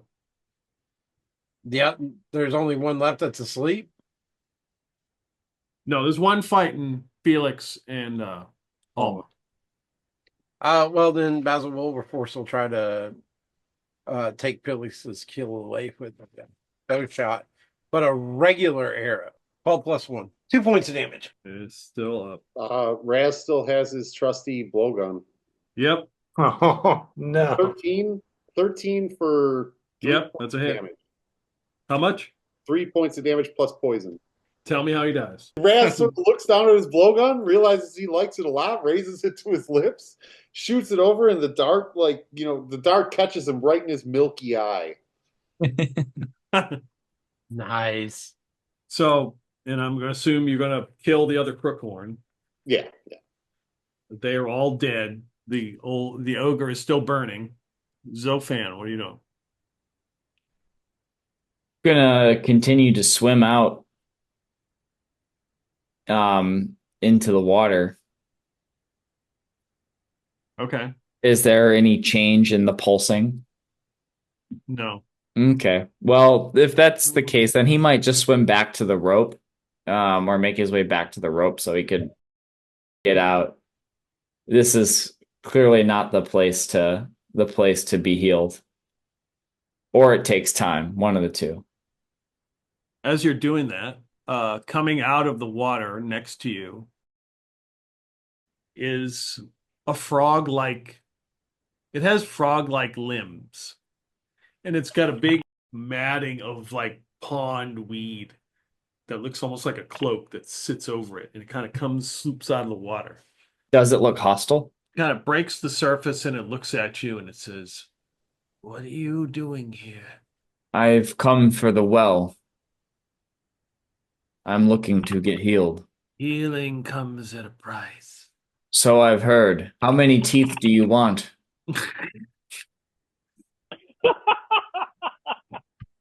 Are they gold teeth? I have wooden teeth. But beyond that, what is your price? And he pops back in. You must give gifts. What kind of, so he starts like kind of fumbling, like kind of pressing around, thinking of what he could give as a gift. Oh, you are still clothed. Do I need to be nude? I think he wants your gold pants as a gift. You must let the waters touch your whole body. But my whole body is wet. I don't understand. Hasn't the water touched my whole body? Or are my are my legs magically dry? So as he gets closer, you can see. All right, I gotta look. Hold on, let me look up what this. Really, different creatures have distinguishing traits, and opposed to picking one, I rolled. He has rows of pendulous teats. Teats or teeth? Teats. Okay.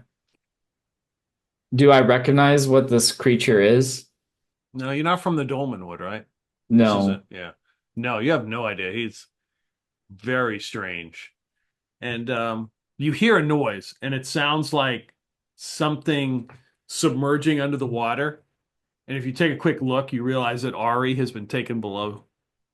His body, you see sort of the green like pond weed like on the surface. Like you would guess that probably one of these things grabbed him. I don't know what happened to him. He did not pay for his bathing. He went in buck naked. Oops, sorry. Let's do this transaction where I can stand. Okay, so he sort of, what are you gonna go over to the rope or something? Yeah, go over to the rope. Okay. All right, he swims along effortlessly. Yeah, and when he gets to the rope, he will, start taking off his clothes. Oh, you are the one they're looking for. Oh, I've come here to be healed. we can strike a bargain. He gets really close to you. How about I give you my pants in exchange for healing? These pants are a gift from the Earl of Yellow himself. No. Though they are enchanting. I've got a better one. I have not one but two vests from Prigwort embodying the brewery, the brewer, the different brewer houses.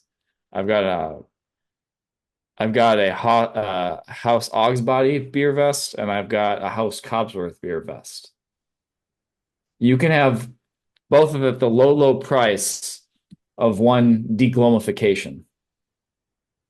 Deglorification. A hell of a deal. He gets in closer. You can smell his pondweed breath. I do not wish to have these things, though the pants are very, very interesting. He says, "Do you see these lights?" He kind of points out all the lights around the whole reservoir. You see the 1,000 points of light. Yes. They come here. They come here to look for you. They enslave. This captain makes me look for you. He does not treat us well. Which captain? What does this captain have a name? He is Captain Snarkscorn. Snarkscorn? Snarkscorn. If you help us, if you help free the village, though I could take those pants, I think that, no, the village, if you help us free the village and our people from the yoke of this Snarkscorn, you may bathe in the waters for 1 hour and be redeemed and turn back and be blessed by what the well gives you. And after that, if you wish to give me the pants, I will not turn them away. If it's all the same to you, I would much rather have these pants. They look better on you anyway. Now that's something we can both agree upon. I will take care of this Captain Snarkscorn. The name is familiar to me. He is a servant of the Nag Lord, is he not? The Nag Lord. Your sigh says it all. Yes. Where is he located? He's in the village. That's good to know. I am afraid I do not have much time. This transformation is nearing completion. Is it possible to bathe in the waters for an hour and then take care? No. You must take care of this Snarkscorn, free the village, and you will be transformed. You'll be returned. My borrowed time is very short. Yes, do not delay. Very well. A And bargain you struck. see the other another one come up out of the water with Ari's lifeless body, and he says, "Is this one belong to you?" He does. Does he have pants like you? He was not blessed with Ah, such fine pantaloons. it's most unfortunate. I don't think he will serve you in your raid against the village. We will let him bathe in the waters. Well, that's very kind of you to not require him to clear an entire village in order to bathe in the waters. No. Though, and he is a little bit stringy and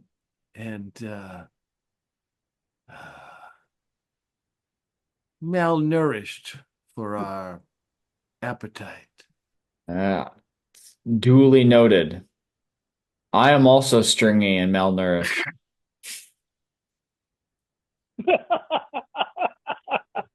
So he Well- begins to swim away. They leave Ari there.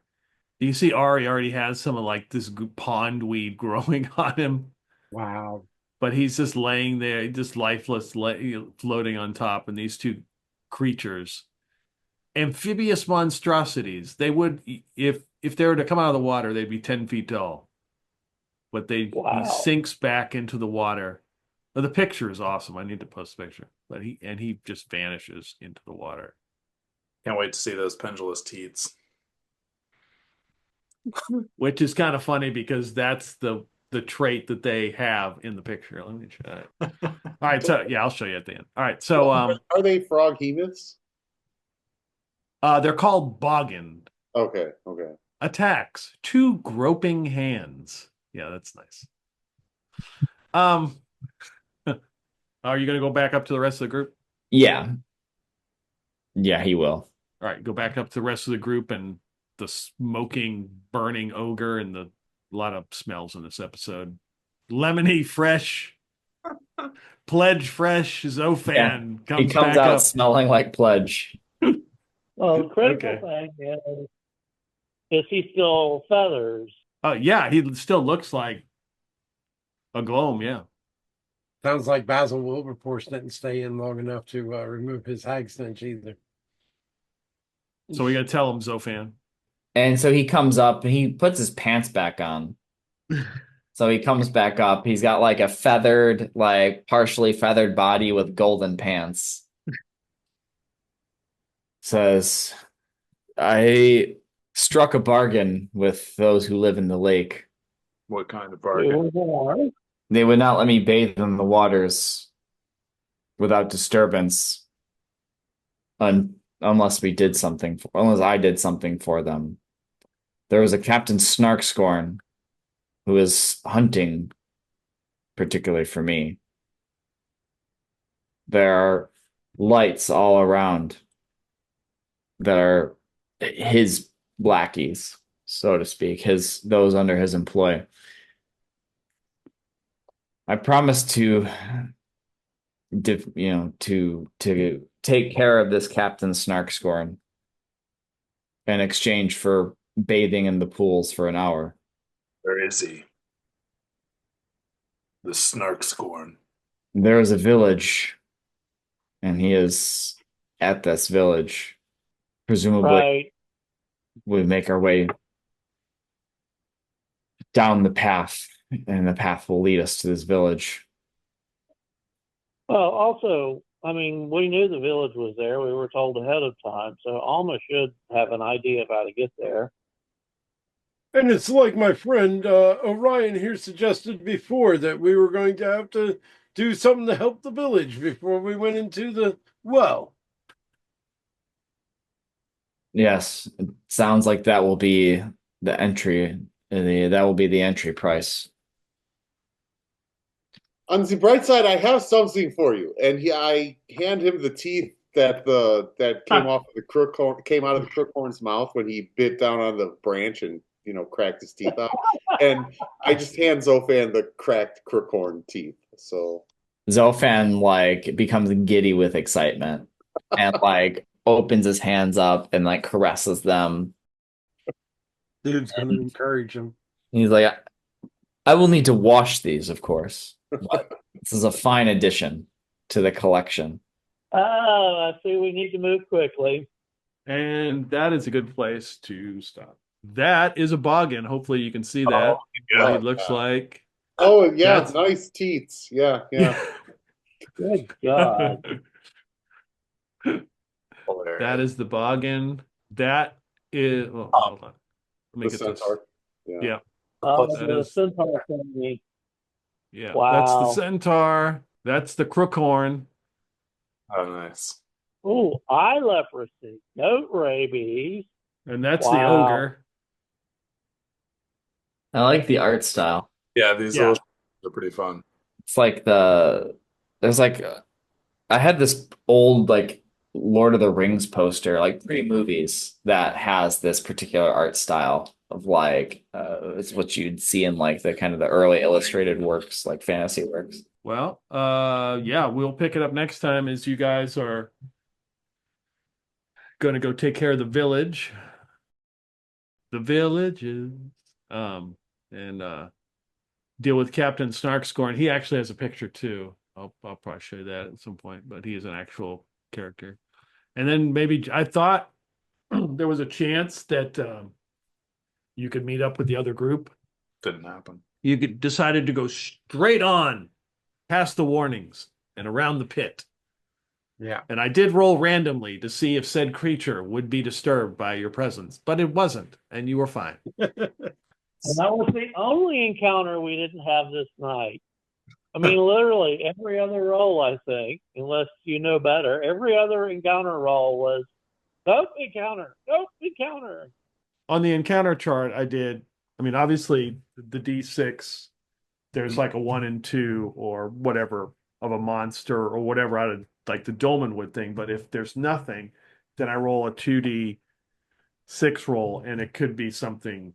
I just happen to roll like things all the time as opposed to like something else. So Right. like you got the jugglers and everything was like professionals traveling. And I'm like, oh, here we go. More people. And this kind of off Yeah. remote area of the woods. Yeah. Right. Yeah. Because there's like, there's other stuff like, travel or something to do with the travel, or you see like a structure of the sign. You had that one time, or a scent. Or a sound. We got plenty of sense. I actually didn't roll one. Just make it more interesting as opposed to I would just roll and nothing happens for 3 hours. Yeah. I was a little bit concerned about Erasmus there, but he made it. Yeah, level 1. He made it. So I wasn't so sure. Like Erasmus has an AC of 9. Oh God. Yeah. So, I mean, crookhorns are no joke. I mean, 9 crookhorns in terms of XP, like, yeah. might be enough Well- to get over level 1. The entanglement Yeah. takes him out of the fight. Yeah. I mean, you guys, if you I didn't get the wasn't- initiative, there would have been I wasn't a really shitload worried of about attacks. the crookhorns. I was worried when the ogre came, but then the crit and the ogre dropping in like the second round was like, okay, I'm safe now. But like I was shitting bricks for a second. Well, yeah. Well, yeah, first level characters in this system are crap. I mean, I killed, let's see, first 2 sessions I played, first level character dead. First level character dead. And then since then, had Dark Dwarf, Silas.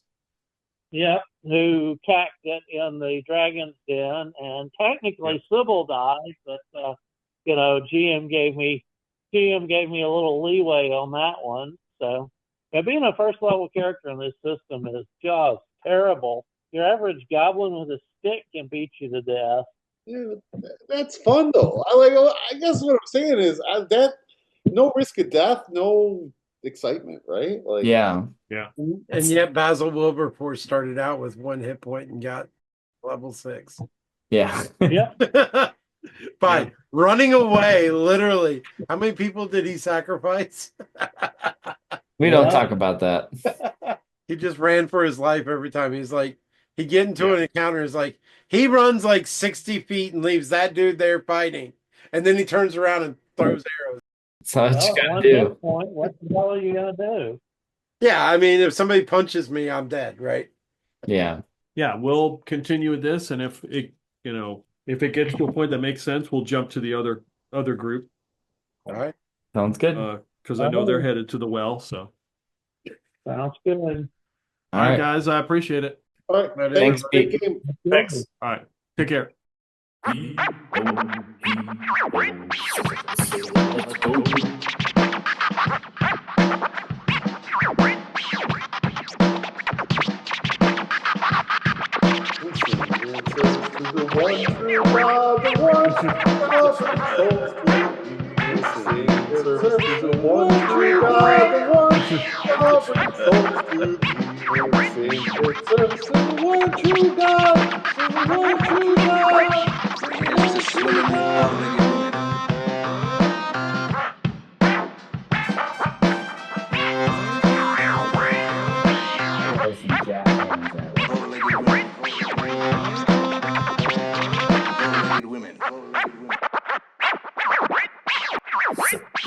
Let's go.